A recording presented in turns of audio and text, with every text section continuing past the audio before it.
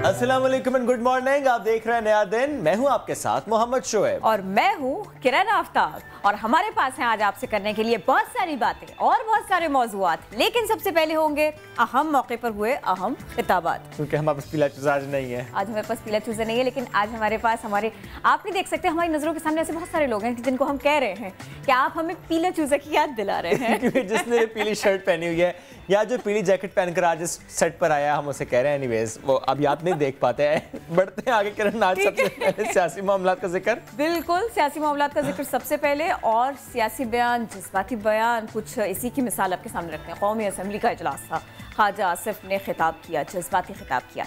कहा बदतरीन इंतकामी कार्रवाइयाँ ये ही मौजूदा हुकूमत की शनाख्त है। जो भी हो जाए एनआरओ बहरहाल नहीं मांगेंगे, लड़ते रहेंगे। ऐसे में अली मोहम्मद खान को जब बात करने का मौका मिला तो उन्होंने कहा कि हम अपने 10 माह का जवाब दे देंगे जनाब, आप ज़रा अपने 30 साल के इक़्तिदार का जवाब तो दीजिए। इस मौके पर राना सनाउल्लाह का जिक्र भी खूब हुआ।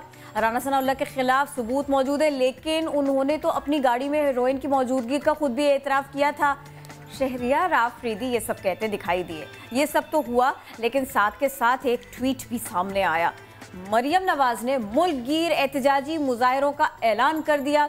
इसी सिलसिले में उन्होंने ट्वीट कर दिया कि अगर आप आज़ादी इजहार चाहते हैं, अगर आप सिर्फ पाकिस्तान चाहते हैं, ये नया पुराना पाकिस्तान की बहस नहीं चाहते, तो फिर घरों से बाहर निकलिए और उनका यानी जो PMLN ने एहतजाज कॉल किया है, जो मुजाहिर उन्होंने कॉल किए हैं, उस सब का हिस्सा दीजिए।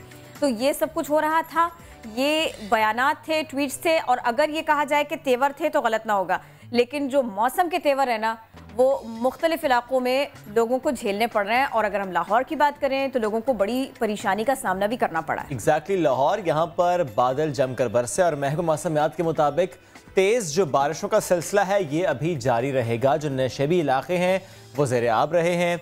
बिजली का निज़ाम दरहम बरहम हुआ, ट्रैफिक का निज़ाम मुतासर हुआ। और ऐसे में हमने देखा दिलचस्प दौरा, एक बार फिर देखा हमने, एक बारी फिर सीएम पंजाब साहब ने दौरा किया। यानी पहले हम कहते थे शोबाजियां, अब हम कह रहे हैं बुजदारियां। और साथ ही एक बड़े इंटरेस्टिंग इसमें किरण फुटेज हमने देखी कि उन्होंने लिफ्ट दी लोगों को। उन्होंने अपने तौर पे उन्होंने लोगों की मदद की, लेकिन अब आर्ग्यूमेंट ये आ रहा है कि भैया हमारे मसाइल हल कर दो, लिफ्ट ना हम लेना नहीं चाहते, पैसे देके रिक्शा, टैक्सी, बस सब कुछ कर सकते हैं। तो ये एक आर्ग्यूमेंट है। बहरहाल वो बाहर निकले थे लोगों को देखने के लिए, उनकी मदद करने के लिए भी, तो ये इस सब का भी खासा चर्चा रहा। अच्छा, एक और ख़बर आई, वो थी हमारी फ़िज़ाई हुदूद से मुताल्लिक़। तो ये हम आपको बता दें कि पाकिस्तान ने अपनी फ़िज़ाई हुदूद को खोल दिया है सब के लिए। ये एक अच्छी खबर आई और ये इसमें अगर मजमूई तौर से देखें तो हमने खित्ते में बैलेंस लाने की एक बार फिर बहुत बेहतरीन, बहुत अच्छी कोशिश की है। अच्छा, ताल्लुकात की अगर बात की जाए ना, बैलेंस भी ज़रूरी है। वज़ीर आज़म को दौरा अमेरिका करना है और इससे पहले इस दौरे पर बात हो रही है। ऐसे में शाह महमूद कुरैशी, उनका बयान बहुत अहमियत रखता है। उन्होंने कहा कि अब मामला दबाव से निकल रहे हैं, ताउन में बदल रहे हैं। और मैं साथ में आपको ये भी याद दिला दूं कि आज PCB सिलेक्शन कमेटी सरबरा इंज़मामुल हक, उनको प्रेस कॉन्फ्रेंस भी करनी है। कौमी टीम की परफॉर्मेंस, अब तक का उनका सफ़र, इस सब के ऊपर देखते हैं क्या बात करते हैं। एग्जैक्टली, लेकिन नया दिन आज किन हिस्सों पर मुश्तमिल है, अहम मामलात और मौजूआत आपके लिए हम लेकर आए हैं। और कौन होगा हमारा आज का मेहमान, जानिए नया दिन की टॉप स्टोरीज में।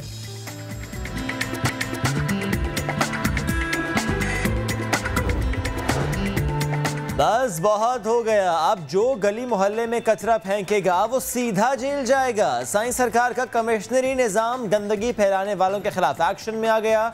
जिला जनूबी में कचरा फेंकने पर पाबंदी से क्या कोई फर्क पड़ेगा, इस पर करेंगे बात रुकने कौमी असम्बली आलमगीर खान से।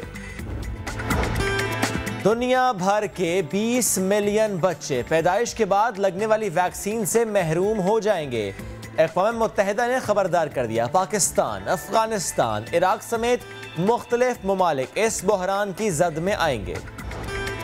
मुल्क में लाखों बच्चे स्कूल जाने के बावजूद कुछ पढ़ नहीं पाते। विल्सन सेंटर एशिया प्रोग्राम की रिपोर्ट में इंकशाफ, बताया गया कि मुल्क में 2 करोड़ 30 लाख बच्चे तालीम से महरूम हैं। रिपोर्ट तैयार करने वाले नादिया नवीवाला से मिलिए कुछ देर बाद। समा की कोशिशें रंग ले आईं। लंदन में सर जुड़ी बहनें, सफ़ा और मरवा के ऑपरेशंस कामयाब हो गए। सफ़ा और मरवा के ऑपरेशंस पर अहले खाना कितने खुश हैं और दोनों बहनें कब आएंगी पाकिस्तान, करेंगे बात नया दिन में। मिट्टी की बच्ची गर्दन की बीमारी के बायस मफलूज होकर रह गई। 11 साल अफशीन कुम्हार की गर्दन 90 डिग्रीज तक मुड़ जाती है। तकलीफ में मुब्तला अफशीन को मसीहा का इंतजार।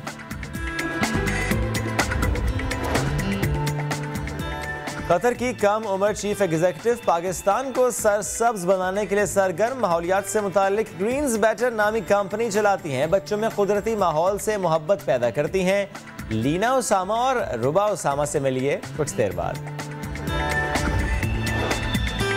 कराची में ट्रैफिक पुलिस एहलकार इंसानियत की खिदमत से सरशार। फिरोजाबाद में तैनात sub inspector Rashid Ahmed mobile ambulance का काम करने लगे। ट्रैफिक हादसे पर एम्बुलेंस से कबल तिब्बी इमदाद देने पहुंचने लगे।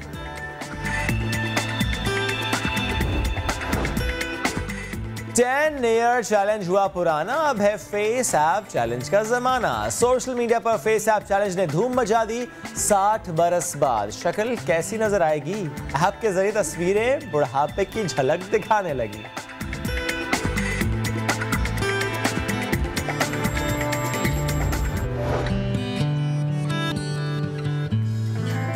अच्छा, ये 60 साल थोड़ा ज्यादा हो गया है। कौन सा वाला? 60 साल बाद की झलक थोड़ा ज्यादा ही ये फेस ऐप दिखाना शुरू हो गया। 60 साल कोई बात नहीं है, लेकिन ना आगे चल के हम ना इसको बताएंगे भी दिखाएंगे भी, क्योंकि कोहली जो है ना वो मोदी लग रहे हैं बुढ़े होने के बाद। अच्छा किरण, अभी स्टिल हम देख रहे हैं कि बॉटल कैप चैलेंज हो रहा है। इससे आगे चल के हमने कुछ खबरें भी शेयर करनी है किस तरीके से एक रोबोट बॉटल कैप चैलेंज को कर रहा है। 10 ईयर चैलेंज हाँ पुराना हो गया, मिनी क्यून चैलेंज पुराना हो गया, लेकिन हाँ the new is face app challenge. अच्छा, ये तो सब कुछ है ही, लेकिन आज जो नया दिन की स्टोरीज है ना वो भी हम आपको दिखा रहे हैं। एक साइड पर दूसरी तरफ ये चैलेंज है भैया, एक के बाद एक चैलेंज आते हैं और वो छा जाते हैं। तो अब ये तो है ही 60 बरस बाद आप होंगे कैसे। कुछ तस्वीरें हमने आपके सामने रखी है, कुछ प्रोमिनेंट लोग हैं ये, तो जब वो बुढ़ापे की दहलीज को छुएंगे तो कैसा होगा। सोशल मीडिया पर आजकल फेस ऐप का यही चर्चा है और सारे के सारे यूजर्स जो है ना वो खुद को बूढ़ा बूढ़ा करके तो देख रहे हैं। हालांकि फिल्टर्स का ज़माना है लोग फिल्टर लगाते हैं गोरे प्यारे और उसके साथ में मेकअप और इस सब का इसका टच आ जाए, इसकी वो कोशिश करते हैं। अच्छा किरण, जस्ट इमेजिन आप और मैं बुढ़ापे में कैसे लगेंगे। मैं आपको कैसे बता सकती हूँ खास के। चलिए अपने व्यूअर्स को कुछ देर बाद दिखाएंगे कि हमारी लुक क्या होगी 60 साल बाद। आई विश थोड़े करली से बाल तो हो, मैं आंखें बंद करके देख लूंगी। ठीक है। अच्छा, डिपेंड करता है कि बिल्कुल ग्रे हेयर है या बिल्कुल वाइट है या बाल है ही नहीं। तो लेट्स सी आफ्टर 60 इयर्स हम कैसे लेंगे, थोड़ी देर बाद आपको दिखाएंगे। बढ़ते हैं आगे अगली खबर की जानिब, क्योंकि हम ये तो देखते हैं कि सोशल मीडिया का जब इस्तेमाल हो रहा है उसमें फेस ऐप चैलेंज एक नया, जिसकी हम बात भी कर रहे हैं और बहुत सी तस्वीर भी हमने आपको दिखाई है। लेकिन उससे पहले हमने आपसे कहा था कि जो बॉटल कैप चैलेंज है ना उसकी अभी तक बात हो रही है किरण, और मैंने कल एक खबर देखी रोबोट से पहले मैंने कल एक देखा किरण, सलमान खान ने वीडियो शेयर की बॉटल कैप चैलेंज की। उन्होंने बॉटल कैप बॉटल कैप उतारा और उन्होंने पानी से मुतालिक एक अच्छा मैसेज दिया।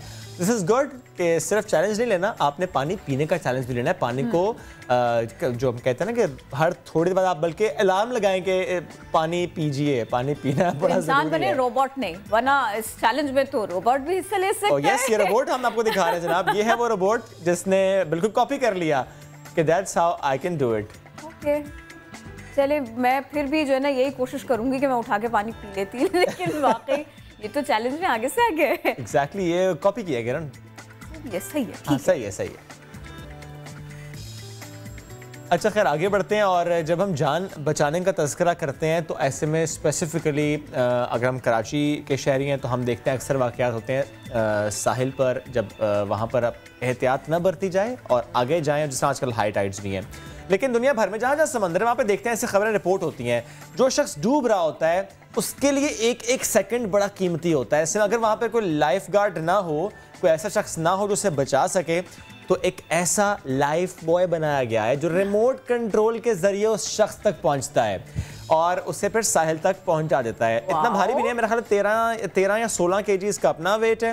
यानी कि कश्ती उलट जाए या समंदर में कोई तवाजुन खो दे या कोई किसी को तैरना ना आता हो, वो डूब रहा हो, तो ये फौरन से जाएगा वहाँ पे और उसे बचा कर लाएगा। और इसमें अच्छी बात किरण ये है कि दूर जो शख्स है वो रिमोट कंट्रोल से ऑपरेट करे, हाँ, लेकिन इसकी एक हद है, वो है 500 मीटर्स। इसका अगर एरिया है इसके अंदर अंदर है तो वो ऑपरेट करेगा, क्योंकि वो सिग्नल ज़ाहिर है अदरवाइज लॉस्ट हो जाएगा। वायरलेस तो है ना, और ये मदद भी कर सकता है। अगर दूर कोई डूब रहा हो तो बेहोश होते हुए शख्स को सहारा देकर साहिल की तरफ ला सकता है। वैसे डूबते को तिनके का आसरा बहुत, ये तो आपने सुना ही होगा, अब उसको रोबोट का मिलेगा। एनीवेज बढ़ते हैं आगे और एक और खबर की तरफ चलते हैं, क्योंकि हमने जिक्र आज करना है पॉलिटिकल सिचुएशन, सूरत हाल सियासी, उसकी बात कर लेते हैं। शोएब, आप सही कह रहे थे, हुकूमत और अपोजिशन करें, लेकिन हम रोज कहते हैं गोलाबारी जारी रहती है, हमने का नाम नहीं लेती। खैर, वज़ीर-ए-आज़म के मुआविन खुसूसी बराए एहतसाब शहजाद अकबर साहब ने ऐलान किया है कि हसन नवाज, हुसैन नवाज, सलमान शहबाज और अली इमरान इश्तिहारी मुजरिम प्रोक्लेम्ड ऑफेंडर्स हैं, ये उन्होंने कहा था। और वो ये भी कहते हैं कि उनकी जायदादें जब्त की जाएंगी। वफाकी वजीर मुराद सईद वो भी खूब गरजते बरसते दिखाई दिए। उन्होंने कहा कि नवाज शरीफ, शहबाज शरीफ और आसिफ जरदारी ने गरीब आवाम का पैसा बेदर्दी से लुटाया है। और उधर अगर नून लीग की बात करें, यानी अपोजिशन जमात नून लीग, इसकी बात करें तो वो कहते हैं कि जो महंगाई है, जो टैक्सों का इजाफा है, और ऐसे में जो हमारे कुछ लीडर्स गिरफ्तार और स्पेसिफिकली राना सना से मुतालिक उन्होंने कहा कि उनकी गिरफ्तारी के खिलाफ हम एहतजाज करेंगे, कि हमने फैसला कर लिया है। और किरण, आप मेरा ख्याल बता भी रही थी कि मरीम नवाज ने ट्वीट भी किया है इससे मुतालिक कि मुल्क गिर एहतजाज होगा। बिल्कुल, उन्होंने टफ टाइम देने की बात कर ली है और उन्होंने कहा है कि आगे बढ़ें और पाकिस्तानी अवाम इस सब में उनका साथ दें। सुप्रीम कोर्ट में एहतसाब अदालत के जो जज हैं, जो मुतनाज़ वीडियो का मामला था, इस पर भी अदालत ने मुआविनत के लिए अटॉर्नी जनरल को नोटिस जारी किया है। मनशियात बरामदगी के मामले पर शोएब ने बता दिया कि भाई राना सनाउल्लाह साहब जो है ना, इनका जो जुडिशल रिमांड है 29 जुलाई तक इसमें तौसीह कर दी गई है। पैरागॉन हाउसिंग स्कैंडल, इसमें ख्वाजा बरादरान पर 8 अगस्त को फर्द जुर्म आयद की जाएगी। तो ये इंपॉर्टेंट पॉइंटर्स थे कुछ। अब ज़रा हम कोशिश करते हैं कि इसके ऊपर एक तजिया भी ले लें। तो एंकर पर्सन अली हैदर हमको ज्वाइन कर चुके हैं। वेलकम टू नया दिन अली हैदर। ये फरमाइएगा, पहले शहबाज शरीफ साहब बात पढ़ते थे, अब वज़ीर आला पंजाब उस्मान बुज़दार आ गए हैं। बारिश में फंसी जो ख़वातीन है ना, वो उनकी मदद को पहुँचे हैं। क्या ये भी खादिम आला बनते जा रहे हैं? देखें जी, यही है कि पाकिस्तान तहरीक इंसाफ के जो साथी आज ये काम कर रहे हैं, इसको अगर इंडोर्स कर रहे हैं कि उस्मान बुज़दार देखें कैसे सड़कों पर निकल आए हैं, पानी में खुद गाड़ी चला रहे हैं, ख़वातीन को लिफ्ट दे रहे हैं, इन तमाम चीज़ों पे खुद वो तनकीद किया करते थे। जब शहबाज शरीफ साहब वो लंबे बूट, बड़ी मशहूर की वीडियोज़ हैं, वो लंबे बूट पहन के निकल आते थे बारिश में, या मोटरसाइकिल पे बैठ के जा रहे हैं, पानी में खड़े हुए हैं, हिदायत दे रहे हैं। तो अभी मैं देख रहा था कि उस्मान बुज़दार साहब की जो लिफ्ट की वीडियो है, वो किसी ने पॉइंट आउट किया। फिर मैंने भी सोचा कि वो आप अगर नोट करें, वो गाड़ी के अंदर से, गाड़ी के बाहर से तकरीबन 3 एंगल से शूट हुई है। तो तनकीद करने वाले तो फिर इसको भी नोट करते हैं कि अगर ये एक बड़ा एब्रप्ट किस्म का उनका अच्छा जेस्चर था, तो इसके जो शूट है वो अच्छा हुआ है, वो किसने किया। खैर, बातें करने वाले बातें करेंगे। अमली तौर पे जो इकदाम होने चाहिए थे उनमें कुछ कमी थी, और अगर आपने भी वही एक्सक्यूजेस करने हैं, वही उज़र पेश करने हैं जो शहबाज शरीफ साहब के दौर में हुआ करते थे। और मैं एक चीज़, ये मेरा अपना ओपिनियन है, आप भी डिफर कर सकते हैं, देखने वाले भी डिफर कर सकते हैं। लाहौर की जहाँ तक मैं बात करूँ, लाहौर में जब जब इस तरह से अनप्रेसिडेंटेड बारिश हुआ करती थी, तो पानी जमा तो हो जाता है और इसमें किसी का कोई बस भी नहीं चल सकता, लेकिन उसकी नकासी कितनी तेजी से होती है। शहबाज शरीफ साहब के दौर में ऐसा नहीं होता था। वासा को जान के लाले पड़े होते थे, हम देखते थे जगह जगह उनके वो पंप्स लगे हुए हैं, वो सकर्स लगे हुए हैं जो सक कर रहे होते थे पानी, या फिर उनको ड्रेन कहीं और किया जा रहा होता था। लेकिन अब थोड़ी सी कमी नजर आती है। बिल्कुल अली, यही वजह है कि लोग फिर कंपेयर भी कर रहे हैं, लोग इस तरह की बात भी कर रहे हैं, ऐसा क्रिटिसिज्म भी आ रहा है। चलिए आगे बढ़ते हैं। और अली, मुझे इससे मुतालिक भी बताएं कि साबिक वज़ीर आज़म और साबिक सदर के अखराजात से मुतालिक बहुत बात हो रही है।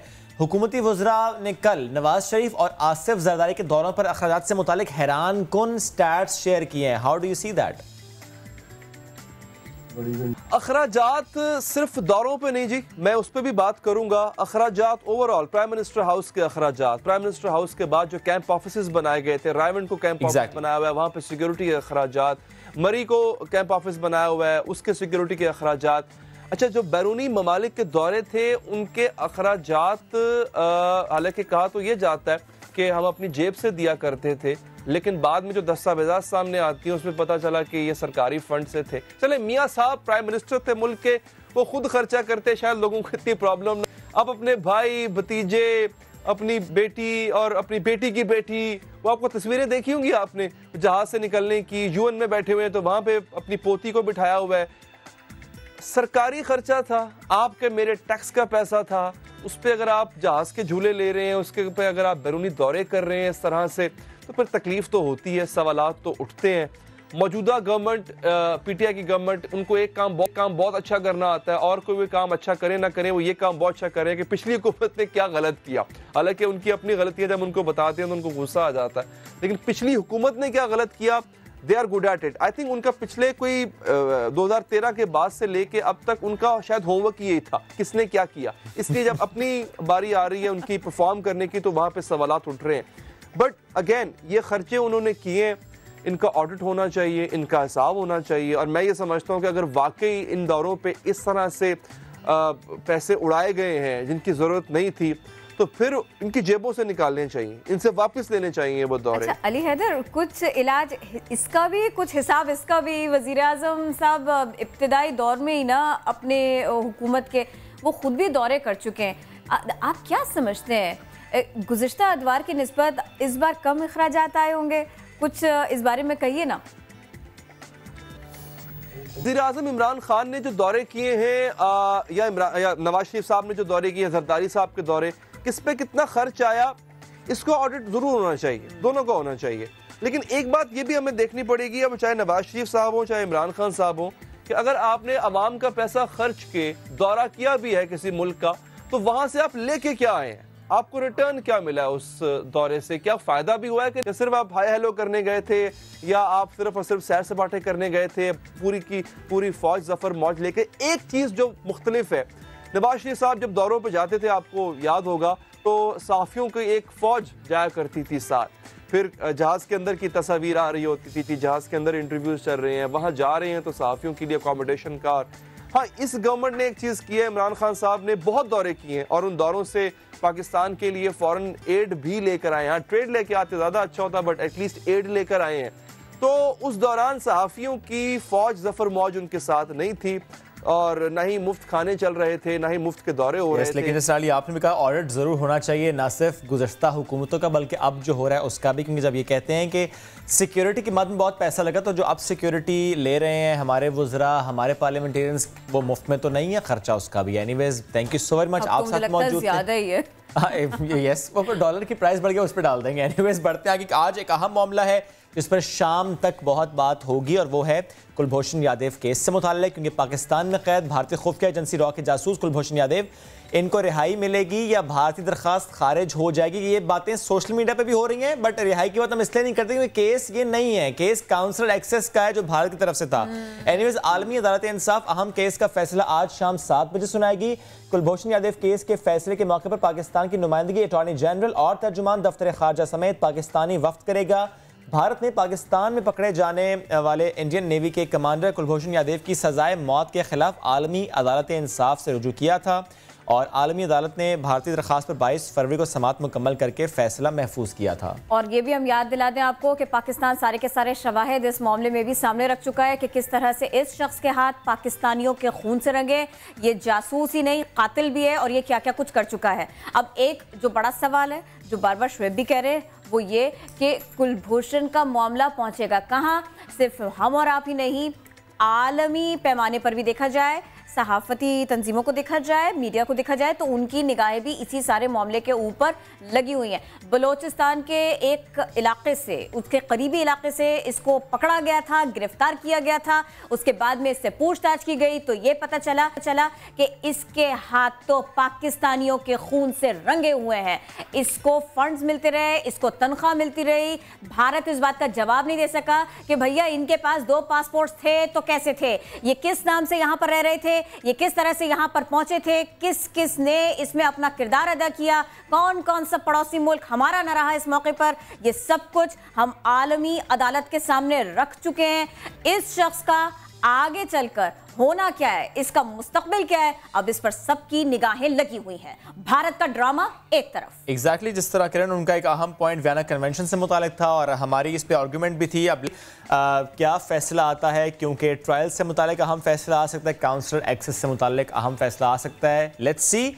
7 बजे ये आज फैसला सुना जाएगा। बढ़ते हैं आगे और कुछ बात करते हैं। जिस तरह हम मौसम की सख्ती की करते हैं, हम तूफ़ान की करते हैं, क्योंकि कई दिन से हम बात कर रहे हैं आज़ाद कश्मीर के वादी नीलम की, जहाँ का इलाका लेस्वा, यहाँ पर सैलाब से 7 गांव उजड़ गए हैं और बिजली गिरने के वाक़यात भी यहाँ से रिपोर्ट हुए हैं और लापता अफराद की तलाश के लिए ऑपरेशन भी जारी है। और ये दूसरे दिन में दाखिल हो गया है। जो लोग सैलाब में बह गए 24 अफराद हैं ये, इनमें से अभी तक किसी का कुछ पता नहीं चल सका और ख़दशा यही है कि ये काम बहुत मुश्किल रहेगा, कोई लौट कर आए ये बहुत मुश्किल दिखाई दे रहा है। फ़िलहाल तो दरिया नीलम में तेज़ बहाव है, इसीलिए तो डूबने वाले 5 अफराद में से 3 की लाशें निकाली गई।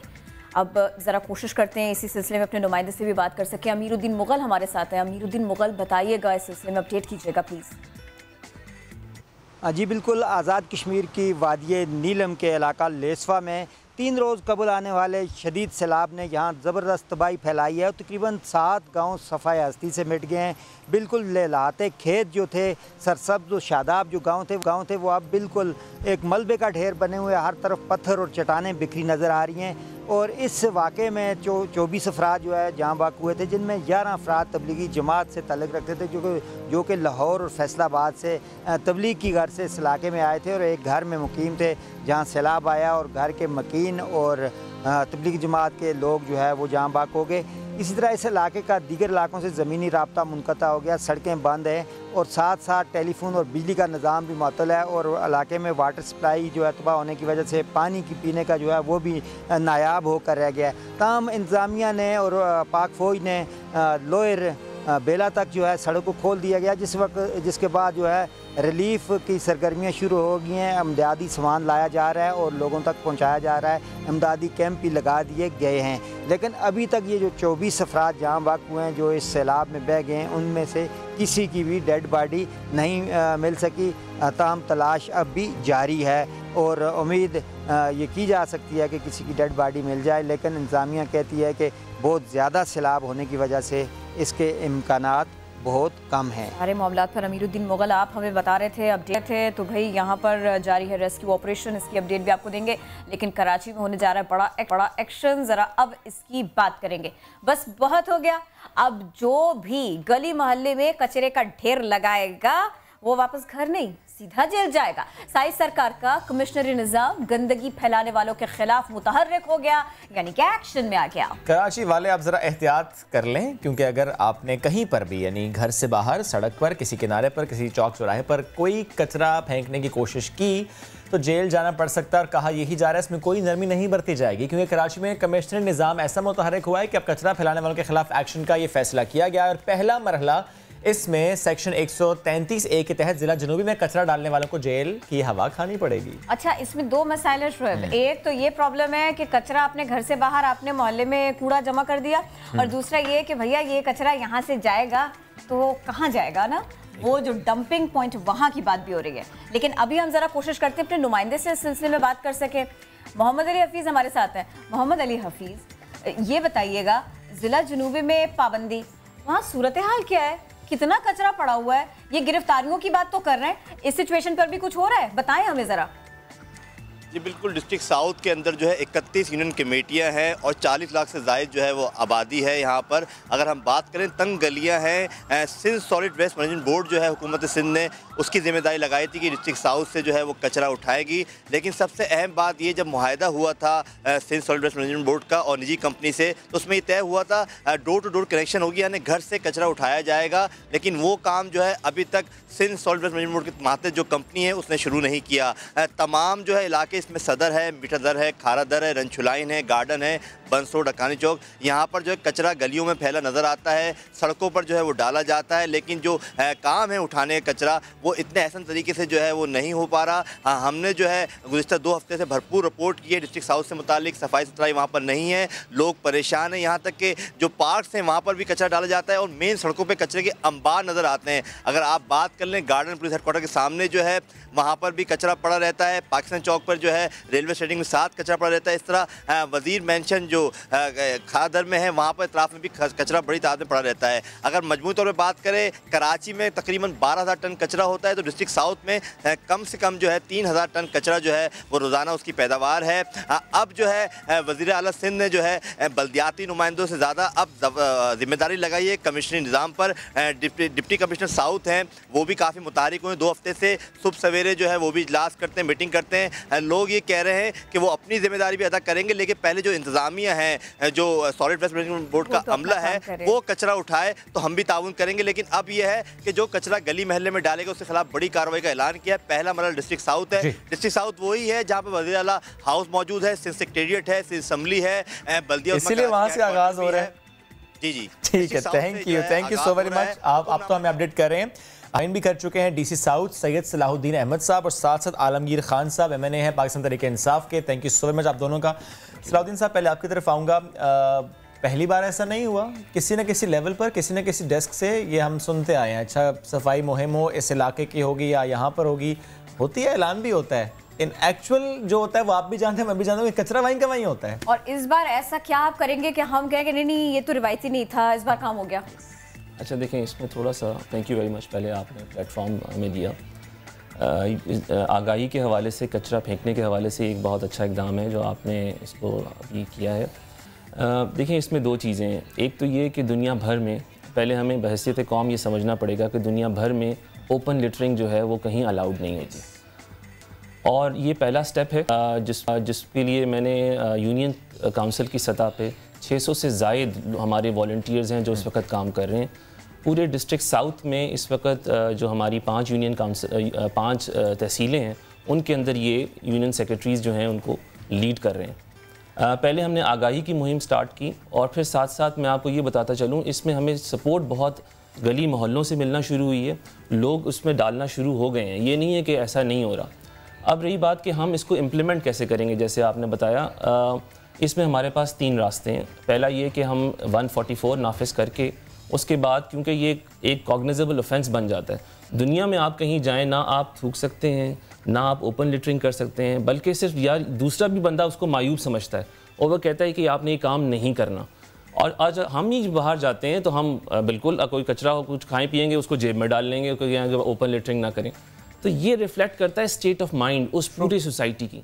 हमने इस तरफ आगे बढ़ना है। अब रही बात कि जी हम कैसे स्टार्ट लेंगे, देखें, पहले मेरी कोशिश ये थी, ये जिस डिस्ट्रिक्ट में आप इस वक्त बैठे हैं, डिस्ट्रिक्ट साउथ है, यहाँ इसकी आबादी तकरीबन 3.6 से 3.7 मिलियन के अराउंड ओवर कर रही है, और कारोबारी हब भी यही है। यहाँ लोग निकालते हैं, दुकानें खोलते हैं, कचरा बाहर निकाल देते हैं। तो मैंने दुकानदारों को, हमारे ट्रेडर एसोसिएशंस को उनका भरपूर ताउन हमें हासिल है।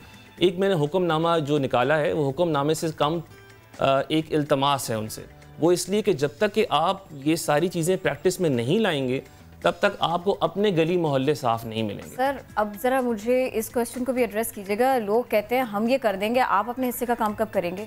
अच्छा, मैं अभी इस पर थोड़ा सा और बताता हूँ आपको। देखिए, इस वक्त कोई 1300 के करीब मैनुअल स्वीपर्स हैं जो काम कर रहे हैं। पहले में हम बात करते हैं क्वांटिटी कितनी हम जनरेट करते हैं और कितना गैप है।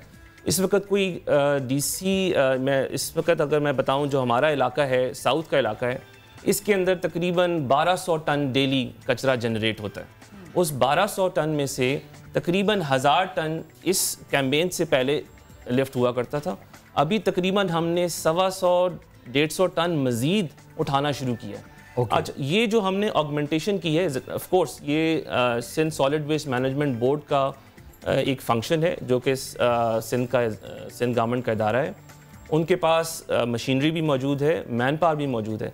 लेकिन जो ये मैन पावर जिसकी हम बात कर रहे हैं, क्योंकि हम जगह जगह लिटर करते हैं, तो उसकी वजह से मैनुअल स्वीपिंग बहुत ज़रूरी है। वो मैनुअल स्वीपिंग को हम इन्हांस करने जा रहे हैं, और इंशाल्लाह ताला हम कोशिश करेंगे कि ये जो रिक्वायरमेंट है हमारी, वो over a period of 6 months वो कंप्लीट हो जाए। और मुहिम के बाद भी ये सब कुछ चलता रहे, आम दिनों में भी बिल्कुल इसी तरह से रहे, यही कोऑपरेशन रहे, यही आप लोगों का जज्बा रहे सफाई का, और लोगों को मदद करने का, सफाई मेक श्योर करने का, ये यकीन आप दिला सकते हैं? देखिए, इसमें मैंने जैसे आपको पहले कहा, हमारी तरफ से पूरी कोशिश होगी, और मैं इसको सस्टेनेबल बनाने जा रहा हूँ। मैं as a administrator DMC east भी रहा 2015 में। और उस वक्त बोर्ड बल्कि फंक्शनल नहीं था और ईस्ट ने उस वक्त बहुत साफ़ सुथरा ईस्ट देखा। हमें अभी भी मैं इस बात पर यकीन करता हूँ कि अगर हमें ये मैनुअल स्वीपर्स और ये मैकेनिकल स्वीपर्स और साथ साथ ये तमाम कारोबारी हजरात और ये मिल के हमारा साथ दें, गली कोने के कूचों के कोनों पे डस्टबिन्स और कचरा कुंडियाँ बनी हुई हैं, आप गुजरते हुए जाते हुए वहाँ क्यों नहीं फेंक सकते? ईस्ट में गुलिस्तान जौहर जो बताएंगे आप आता है और ये जो बिल्कुल बिल्कुल है ना जी, तो वो गुलिस्तान जौहर के जो मुख्तलिफ इलाके हैं ना, वो एक तरफ और गोट एक तरफ, वहाँ के निज़ाम। आलमगीर खान साहब इनको थोड़ा सा याद दिला दें। आलमगीर खान साहब, आपने कैंपेन का जब आगाज किया, मेरा ख्याल है गुलिस्तान जौहर से किया था, बिल्कुल ईस्ट से ही किया था, वहाँ पे क्या सिचुएशन थी? बिल्कुल बिल्कुल। इसमें एक चीज़ ये कि पहले तो ये अपने तौर पे अपनी कैपेसिटी में जो काम कर रहे हैं उसको तो हम एनकरेज करते हैं, इनको बिल्कुल मैं समझता हूँ डिस्करेज नहीं करना चाहिए। लेकिन इशू क्या है, देखें एक चीज़ समझें, जैसे इन्होंने कहा कि 1300 टन कचरा पैदा होता है, प्रोड्यूस होता है एक दिन में डिस्ट्रिक्ट साउथ में। $26 ईच टन पे करती है सिंध गवर्नमेंट इनको, चाइनीज़ कंपनी को, ये उठाते हैं। इनके कॉन्ट्रैक्ट में मौजूद था कि ये घर घर कलेक्शन करेंगे, डोर टू डोर कलेक्शन करेंगे। कचरे का मसला तब तक हल नहीं होना इस शहर में जब तक डोर टू डोर कलेक्शन नहीं होगी। होता क्या है कि एक स्कैवेंजर है, ये जो भी हमारे अफगान बच्चे हैं जो जाते हैं घर घर कचरा उठाते हैं, कचरा घर से उठाते हैं, अपनी मर्ज़ी की जगह पे कचरा उलट देते हैं। इसमें से पेपर, प्लास्टिक और मेटल, ये तीनों चीज़ें इसमें से कलेक्ट करके फिर रिसाइकलिंग फैक्ट्रीज़ में जाके बेचते हैं। ये अब वो कचरा वहीं का वहीं सड़क पर रह जाता है, अपनी मर्ज़ी की चीज़ें बेच देते हैं। मसला ये है सारा, ये जो आपको गली कोने सड़कों पर कचरा नज़र आता है वो इस बुनियाद पे ये जो एक अहम इशू जिसका जिक्र भी कर रहे हैं, इसको एड्रेस करेंगे आप? देखिए, इसमें परमानेंट बुनियादों पर इसका सोल्यूशन ढूंढा जा रहा है और ढूंढ भी लिया गया है। इसमें एक गार्बेज ट्रांसफ़र स्टेशन होते हैं जिसको बनना होता है। ये जितना कचरा जिसकी आप सॉर्टिंग की बात करें, ये बिल्कुल प्रैक्टिस है, इसको मैं डिनाई नहीं करता, ये पूरे कराची में इस तरह हो रही है, लेकिन साउथ में फिर भी कंपैरेटिवली कम है। यहाँ पे सिर्फ इशू सिर्फ ये है सर, वो कम इसलिए कि शायद उसमें क्लिफ्टन भी है, हाँ, मतलब पॉश एरियाज भी हैं, बाकी एरियाज भी हैं, मैं इसको बिल्कुल टोटली डिनाई नहीं करता। लेकिन ये एक इंपॉर्टेंट फैक्टर है, इसको एड्रेस होना तो फौरन चाहिए, because you are talking about south. बिल्कुल, उनका रोजगार इस पे है, इन्हिसार है उनका, इसमें कोई शक नहीं है। इसको ख़त्म करने के लिए गार्बेज ट्रांसफ़र स्टेशन हर डिस्ट्रिक्ट के अंदर एक एक बनना है। उसके लिए साउथ के लिए भी जगह धोबी घाट है हमारा, वहाँ पे ये डिसाइडेड है, और वो अब नहीं, उसके लिए स्कीम में पैसे भी रख दिए गए हैं। इस जगह का मसला भी हल है, पैसे भी हैं, ना कोई फंड की बात करेगा ना कोई और जिक्र करेगा। कचरा फेंकने पे पहले भी कानून था, सही है, इम्प्लीमेंटेशन की बात होती है, दरख्त काटने पे कानून है, इम्प्लीमेंटेशन नहीं है। दूसरी चीज़ ये GTS की बात करें, कचरा कुंडियाँ, आपको पता है स्कूल के बाहर ऑफिशियल कचरा कुंडियाँ बनी हुई है, गवर्नमेंट स्कूल्स के बाहर, GTS रेजिडेंशियल एरियाज में बने हुए हैं। ये कहाँ का, मतलब चाइनीज़ कंपनी भी इतना नहीं सोचती कि वो ग्राउंड्स में, प्ले ग्राउंड्स के अंदर उन्होंने अपने गार्बेज स्टेशन बनाए हुए, पार्क्स में। तो ये चीज़ें एड्रेस होनी चाहिए और मैं इसी इतवार को इसका हिसाब भी लेने जा रहा हूँ। कहाँ पे? इनसे, सॉलिड वेस्ट वालों से। थोड़ा सा इसकी डिटेल्स बताएं, कैसे और क्या करने जा रहे हैं आप? नहीं, ऐसा ना पहले गिरफ्तार कर नहीं सर, आपको क्यों, हमारी इसमें इस्लाह होती है और मेरा ख्याल है कि अच्छी बात है, तनकीद बराए इस्लाह तो ज़रूर होनी चाहिए। लेकिन जो पॉइंट वो रेज कर रहे हैं, फॉर एग्जांपल पार्क्स और ऐसी जगह के जिस तरह स्कूल की बात वो कर रहे हैं, बाहर या अंदर ग्राउंड्स में अगर कोई कचरा इस तरह डंप करे तो उसके खिलाफ भी कार्रवाई होगी, और क्या हुई है? देखिए, अब ये इस वक्त हम बैठे हैं, ये पार्ट ऑफ आगाही मुहिम का हिस्सा है। अभी पिछले हमने कोई 10-15 दिन से हमने स्टार्ट लिया हुआ है। ओके, इस वक्त आगाही मुहिम कब तक चलेगी? इस वक्त हमने किसी के खिलाफ एक्शन नहीं लिया, तो आगाही मुहिम कब तक चलेगी? देखिए, हम ये चाहते हैं, ये 20th के बाद हमारा फुल फ्लेज प्रोग्राम है कि हम जाके वहाँ पे लोगों को बाकायदा एप्रीहेंड करना शुरू करें। देखिए, इसमें जो अभी पॉइंट आपको बताता हूँ कि क्या है, यहाँ लोगों के ये भी घर घर मोहल्ले तक पहुँचने की भी ज़रूरत है। मैं जापान में पढ़ा था, 1960 में वो कहते हैं कि जी तकरीबन हमें 20 साल लगे लोगों को बताने के लिए कि ये कचरा यहाँ फेंकना है, यहाँ फेंकना है, यहाँ फेंकना है। तो पाकिस्तान के लिए कोई चीज़ नई नहीं है, हमें ये, लेकिन हमें पहला स्टेप तो लेना है ना। और ये पहला स्टेप बहुत इंपॉर्टेंट है, स्पेसिफिकली अवेयरनेस की जब हम बात करते हैं, जिस तरह आपने कहा कि अवेयरनेस में ज़ाहिर है लोगों को बताना भी है कि खुद कचरा ना फेंकें, और ऐसी जगह पर तो ना फेंकें जो कि डेजिग्नेटेड प्लेस नहीं है। आप ऐड करना चाह रहे हैं? सर, प्लास्टिक बैग्स पे भी कानून है।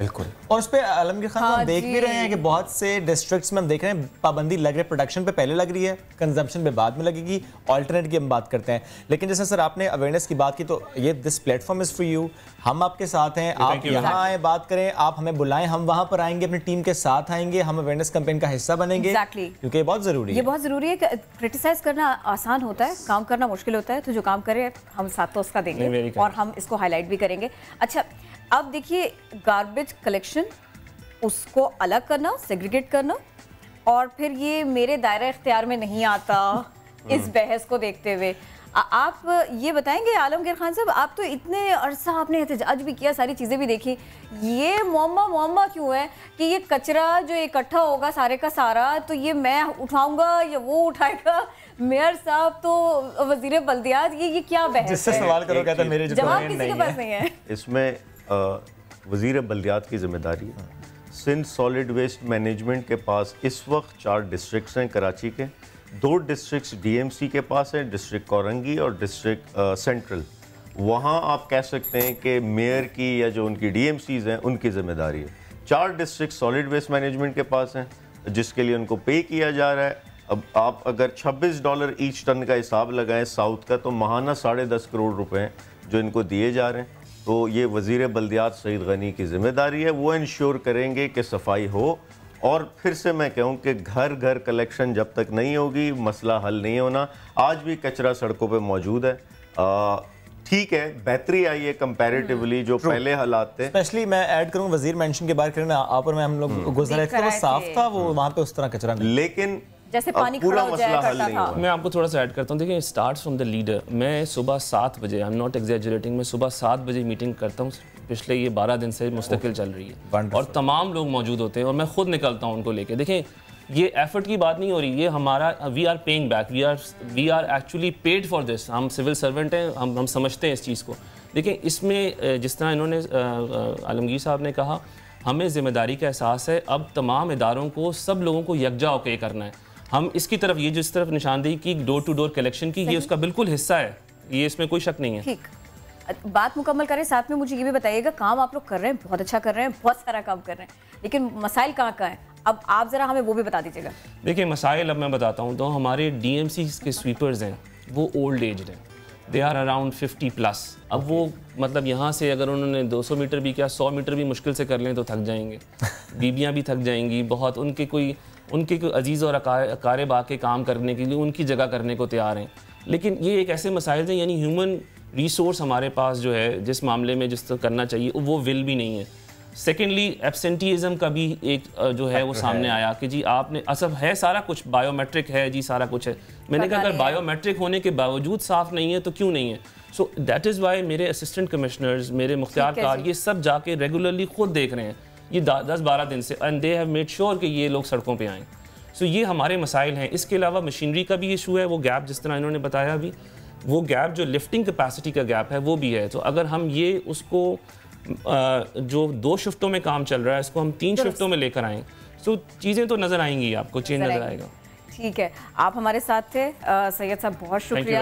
और खान साहब, अब जो आप अगला काम करने जा रहे हैं हम उसके ऊपर भी नज़र रखेंगे। बहुत शुक्रिया आप दोनों साहिबान का। तो ये एक अहम तरीन मामला है कराची का, कराची को साफ रखने का। सफाई रखेंगे तो सब कुछ ठीक होगा ना। और जिस तरह हम इदारों की बात करते हैं और हम जिस तरह कमिश्नर निज़ाम की बात करें, तो जो सुन रहे हैं उनके लिए और हम सब के लिए भी ये बहुत ज़रूरी है कि हम कचरा फेंकते हुए कहते हैं अरे यार यहाँ तो कचरा है, खुद फेंक रहे हैं बाहर, जो गलत कर रहे हैं बाहर या कहीं और पर भी, तो अपनी जिम्मेदारी का एहसास ना गुजरे। अच्छा, आंखें शख्सियत का आईनादार होती हैं और आंखें इंसान की पहचान होती है और आंखें बोलती हैं, आंखें बातें करती हैं, आंखें दिखाई भी जाती हैं। इसका मतलब है फौरन रिपोर्ट दिखा दी। ओके, बड़ी खूबसूरत सी आंखें हैं जो हम रिपोर्ट में देखेंगे। आंखें कुदरत का अनमोल तोहफा है, जिसका अंदाजा इस बच्ची की आंखों से लगाया जा सकता है, जिसमें आसमान का गुमा हो रहा है। इस नन्ही परी की आंखें भी अपनी मिसाल आप हैं। कुछ आंखें शायद अजीब भी लगती हों, जैसे कि इस तस्वीर में जाहिर है। 2 मुख्तलिफ रंगों वाली ये आंखें कहा जाता है कि 1 अरब में से किसी एक शख्स की होती हैं। इन नन्ही बहनों की आंखों के भी खूब चर्चे हैं। दहशतगर्दों के खिलाफ जंग के दौरान ली गई इस खातून की तस्वीर में ये आंखें सख्त हालात की अक्कासी करती हैं। इन अफ्रीकी बच्चों की आंखें भी अपनी मिसाल आप हैं। इन नीली आंखों को देखकर गुमान होता है जैसे कोई रोशनी निकल रही हो। इस नन्हे चीनी बच्चे को देखने वाले यकीन नहीं कर पाते कि हकीकत में भी आंखों का रंग ऐसा हो सकता है।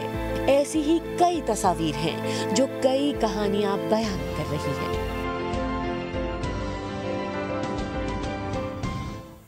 ये थी आंखें, हसीन आंखें, मुनफरिद नायाब खूबसूरत आंखें, 20 आंखें जो हमने आपको दिखा दी। आंखें बंद कर लें। अब क्योंकि आंखों में आंसू आने का वक्त हुआ चाहता है। महंगाई का तस्करा नहीं हो रहा, तफसील से बात हो रही है।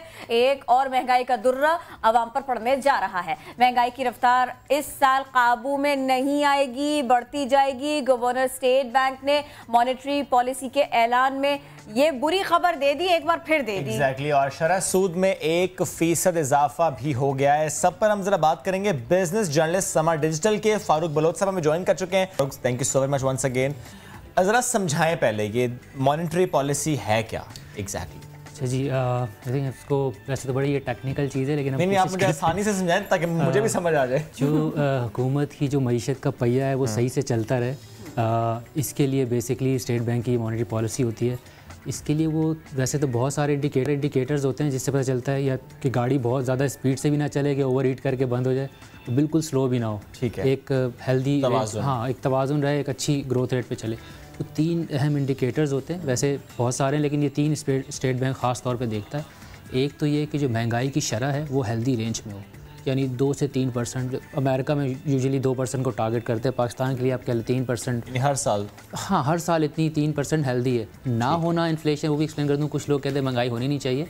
अगर महंगाई ना हो तो जो सनतकार है उसके लिए फिर कोई जवाज़ नहीं रह जाता कि वो गुड्स प्रोड्यूस करे, क्योंकि मार्केट में डिमांड वीक है, वो किसको बेचेगा, मतलब वो भी चीज़ सही नहीं है। तो इसलिए थोड़ी बहुत इन्फ्लेशन होनी चाहिए। और ये इंटरनेशनली होता है, इंटरनेशनली भी होता है हेल्दी। तो एक तो ये इंडिकेटर है कि स्टेट बैंक की कोशिश होती है कि हेल्दी रेंज में रहे, जैसे अभी चल रही 9%, इतनी ना हो जाए।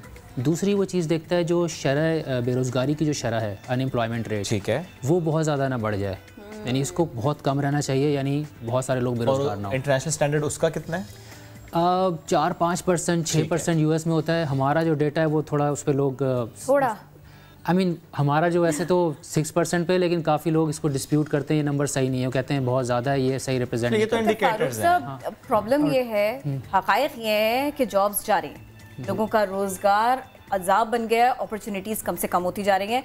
और ये जब बैंक की तरफ से आता है ना कि शरह सूद में 1% इजाफा, अब मुझे ये बताइए ये जो ये 1% उनका है, ये एक आम आदमी पर कितना भारी पड़ता है? क्या हम थोड़ा सा घबरा लें? क्या वो शख्स जिसने बैंक से गाड़ी ली हुई है, निकाली हुई है, वो ये सोचे बैठ करके कैलकुलेटर लेके क्या ओ मुझसे तो वो हिसाब भी नहीं लग रहा, ये बढ़ जाना है? उसका हिसाब हम कर देते हैं तो आसान करके। हाँ बिल्कुल, जो मैंने 2 इंडिकेटर बताया। तीसरा जो होता है वो ये होता है कि आपकी जो इकोनॉमी की जो ग्रोथ रेट है वो भी हेल्दी होना चाहिए। तो इन चीज़ों को बैलेंस करने के लिए जो स्टेट बैंक टूल यूज़ करता है वो है मॉनेटरी पॉलिसी। उसमें वो करता है क्या, इंटरेस्ट रेट बढ़ाता है या कम करता है। आपके सवाल पे आने से पहले बता दूं कि बढ़ाने से क्या होता है, कम होने से क्या होता है, फिर हम उस पर करेंगे कि गाड़ी जिसने लीज किसका क्या होगा। जब इंटरेस्ट रेट बढ़ाया जाता है तो उसका मकसद ये होता है कि स्पेंडिंग को स्लो किया जाए और इकॉनमी को स्लो किया जाए, क्योंकि आपने या ये अचीव करना है या ये बैलेंस अचीव करना है, और एक साइड को अगर आप कंट्रोल करते हैं तो दूसरी कंप्रोमाइज़ होती है। इस वक्त फोकस है महंगाई की शरह को रोकना, इसलिए स्टेट बैंक 2018 से इंटरेस्ट रेट बढ़ाया जा रहा है 5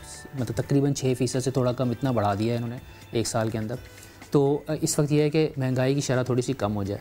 जब ये आप करते हैं तो होता क्या है, इकॉनमी स्लो होती है, जिससे जो इंटरेस्ट रेट से लोन लेना भी महंगा हो जाता है, बिजनेसमैन। लेकिन अगर जो लोन पहले लिया था फारूक, फॉर एग्जांपल 3 साल पहले गाड़ी निकलवाई थी, अब क्या होगा, किस्त बढ़ जाएगी? सही होता है कि देखें स्टेट बैंक का जो इंटरेस्ट रेट है वो हर रेट को अफेक्ट करता है मार्केट में, ठीक है, क्योंकि ये वो रेट 1% बढ़ जाएगी। ये डिपेंड करता है कि आपने किस चीज़ पे लिया है। अगर आपने फ्लोटिंग एक्सचेंज रेट पे फ्लोटिंग रेट पे अगर लीज की है कार, तो आपके ऊपर ये एप्लीकेबल होगा। उसमें भी 2 कंडीशन, फिक्स इंटरेस्ट पे तो नहीं बढ़ेगा, फिक्स पे नहीं बढ़ेगा, ये फिक्स पे अप्लाई नहीं होगा। अब फ्लोटिंग में ये होता है कि फॉर एग्जांपल अगर आपने पिछले साल ली थी और आपका साल कंप्लीट हो गया है अब, तो ये आप पे अप्लाई होगा, क्योंकि 12 महीने में जो चेंजेस आते हैं वो अप्लाई नहीं होते। यानी अगर फर्ज करें 2 महीने पहले किसी ने ली थी तो जब तक उसके 12 महीने, एक मामला हो गया गाड़ी का कि फिक्स्ड रेट पे तो नहीं होगी, फ्लोटिंग में तो होगी। वो आप घर का लोन हो, गाड़ी का हो, क्रेडिट कार्ड परचेज हो, फ्लोटिंग तो लोन वाले जरूर चेक कर लें कि उन्होंने किस, चेक कर लें। उसकी मिसाल ये दे सकता हूँ कि अगर फ़र्ज़ करें आपका फ्लोटिंग पर था और आप पे अप्लाई होता है, तो अगर आपकी गाड़ी की किस्त 20,000 रुपये थी और इन्होंने 1% बढ़ाया है तो वो 1% के हिसाब से वो 2,000 बढ़ जाएगी, 22,000 होगी। जी बिल्कुल, ओके, ये होगा। ये तो गाड़ी से मुतालिक बात होगी, यानी लोन लिया हुआ है, घर से मुतालिक है कुछ भी। एक आम घर बैठी खातून रोज़मर्रा की उसकी जो ज़रूरियात हैं और रोज़मर्रा जो उसकी हम देखते हैं कि इंगेजमेंट्स हैं, वो बाहर जा रही है मार्केट में ग्रॉसरी कर रही हैं, उस पर भी फ़र्क पड़ेगा इसका? देखिए नहीं, देखिए मॉनेटरी पॉलिसी का मॉनेटरी पॉलिसी से महंगाई नहीं होती, लेकिन महंगाई को रोकने के लिए मॉनेटरी पॉलिसी बनाई जाती है। लेकिन तो कह रहे हैं खुद क्या होने वाली है। हाँ, तो वो जो उन्होंने जी बताया कि जो डेटा उनके पास आया है और उसमें ख़ास तौर पर उन्होंने जिक्र किया जो बजट में जो मेजर्स लिए गए हैं, जैसे बिजली और गैस के पैसे बढ़ा दिए, फिर डॉलर ऊपर गया है, उसका रेफरेंस देते हुए उन्होंने बताया कि अगले तकरीबन 6 महीने में महंगाई होगी, बढ़ेगी और अगले साल से वो कम होना शुरू हो जाएगी। लेकिन उस पर भी उन्होंने कहा है कि अगर कोई अनएंटिसिपेटेड इवेंट ना हो जाए। इसकी मिसाल मैं ये दे सकता हूँ कि अभी जो उन्होंने प्रेडिक्शन दी है कि अगले साल से महंगाई नीचे आएगी, उस सूरत में होगा कि अगर कुछ और ना हो जाए, मिसाल के तौर पे पता लगे 6 महीने बाद इंटरनेशनल ऑयल प्राइस ऊपर चले गए, तो फिर ये प्रेडिक्शन गलत भी हो सकती है, शदीद गलत हो जाएगी। हाँ, फिर बहुत घबराना पड़ेगा।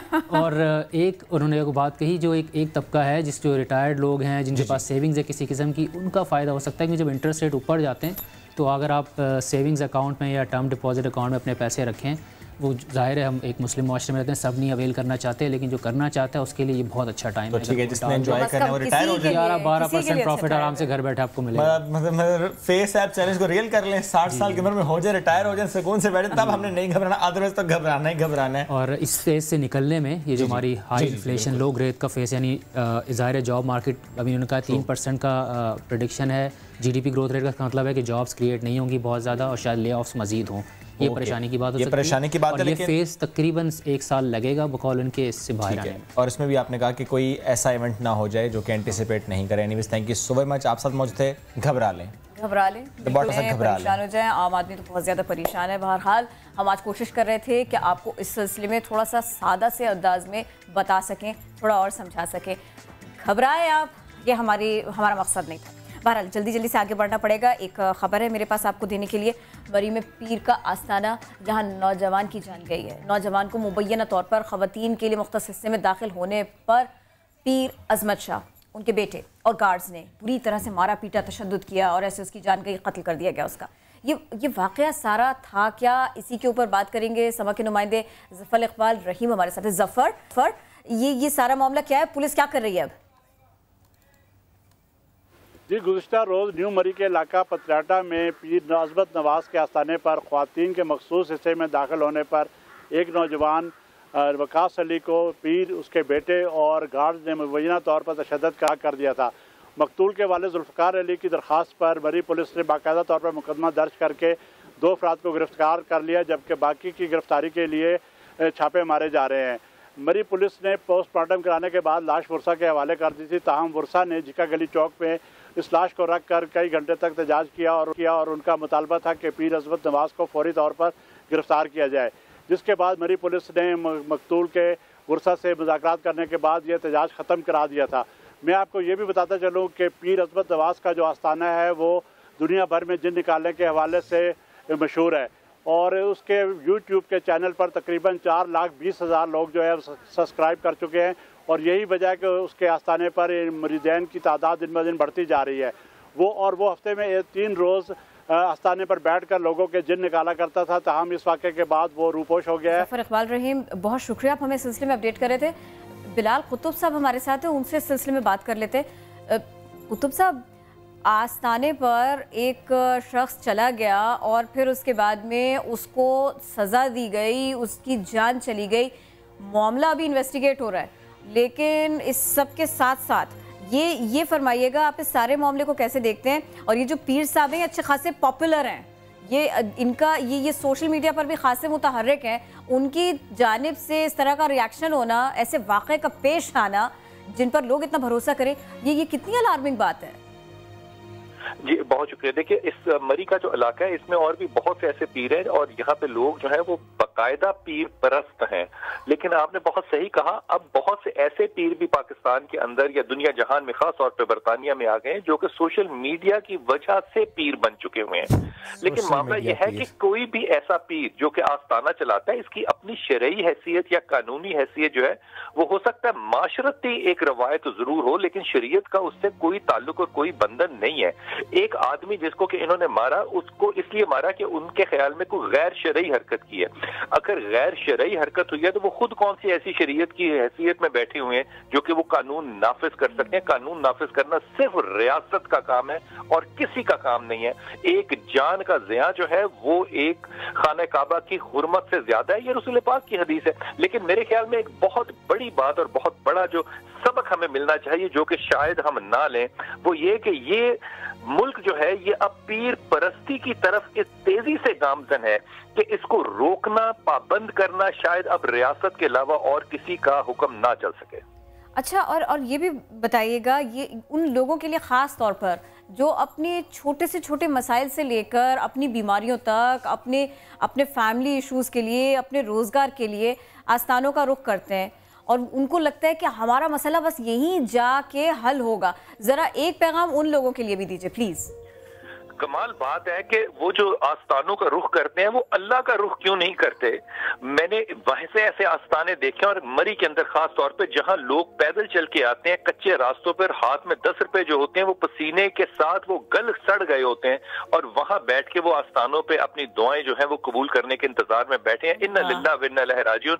ये मजहबी रंग जो हमने आस्थानों को दे दिया है, मेरे ख्याल में इसमें हिकमत ये है कि उलमा इकराम खुद इसमें मुदाखलत करें, इसमें फिरके बंदी को, मसालिक को बाहर निकाल के तरबियत की तरफ गौर करें। माशरा जिस तरफ जा रहा है और पाकिस्तान से जितना इंटरनेट इस्तेमाल हो रहा है, डिजिटल मीडिया इस्तेमाल हो रहा है, मेन स्ट्रीम मीडिया इस्तेमाल हो रहा है इन लोगों की प्रमोशन के लिए, उस पर कानूनन सख्ती से पाबंदी लगानी चाहिए। और डिप्टी कमिश्नर्स बैठे अपने अपने शहरों में क्यों इन चीजों को प्रमोट होने देते हैं। ये इतना बड़ा एक इकोनॉमिकल माफिया है कि मेरे ख्याल में यहाँ पे जितनी हकीकत बाहर निकलेगी, हैरान कुन हालत तक वो बात पहुंच जाएगी। हुकूमत को इसमें मुदाखलत फौरन करनी चाहिए। जी, बहुत शुक्रिया बिलाल खुतब साहब, साथ अब मौजूद थे। और अभी हम जब आगे बढ़ेंगे, अगले घंटे में जाएंगे तो हम आपको बहुत से ज़बरदस्त से मिलवाएंगे। कतर की दो बहनें ग्रीन स्पैटर, इसकी हम बात करेंगे। साथ साथ 90 डिग्री गर्ल की परेशानी, उसका भी तस्करा होगा। सफ़ा मरवा की ज़िंदगी कितनी बदल गई, उस पर भी होगी बात। लाड़काना में कौन है ऐसा जो नशें के खात्मे के लिए अब कमर कस चुका है, और कीड़े से कैंसर का इलाज ये भला कैसे, और मोबाइल और सोशल मीडिया मेरी ज़िंदगी में क्या बदला है, और ये भी जान पाएंगे आप। लेकिन साथ साथ जेहलम का नया दिन है कैसा, जानिए नया दिन में कुछ देर बाद।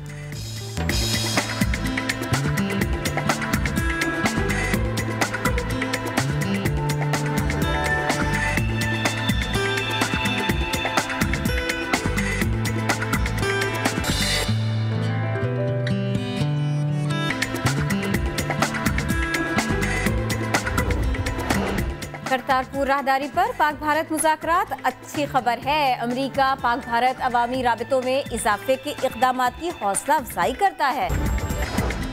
इमरान खान की मकबूलियत से हसद करने वालों का एहतजाज अवामी रंग से महरूम है। अब ना पटवारी मातहत है और ना ही थानेदार। फिरदौस आशिक ऐवान की मरियम नवाज पर तनकीद, कहा मंडी बहाउद्दीन की कॉर्नर मीटिंग और वर्कर्स कन्वेंशन की नाकामी के बाद Maryam Nawaz GT road traffic का सहारा लेना चाहती हैं। मुंह में सोने का चमचा लेकर पैदा होने वाले जिद्दोजहद नहीं, सिर्फ जालसाजी कर सकते हैं। लाहौर एयरपोर्ट की हुदूद में ज्यादा परिंदों की मौजूदगी, पेरिस से लाहौर की परवाज PK 734 सियालकोट में उतारी गई। तर्जुमान के मुताबिक बारिश के मौसम में खुली जगह पर परिंदों की उड़ान बढ़ जाती है।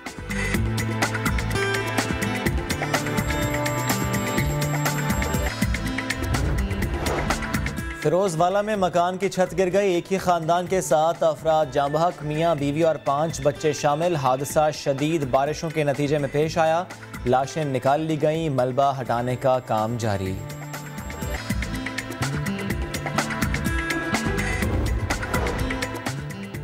कराची से तुर्बत जाने वाली कोच विंदर के करीब हाई रूफ से टकरा गई, दोनों गाड़ियों में आग भड़क उठी।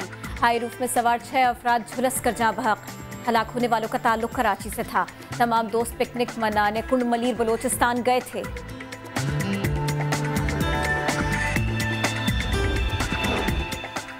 और पीसीबी ने जनूबी अफ्रीका का कामयाब टूर करने वाले अंडर 19 के हेड कोच को हटाने का फैसला कर लिया। अंडर 19 हेड कोच के लिए इश्तिहार दे डाला।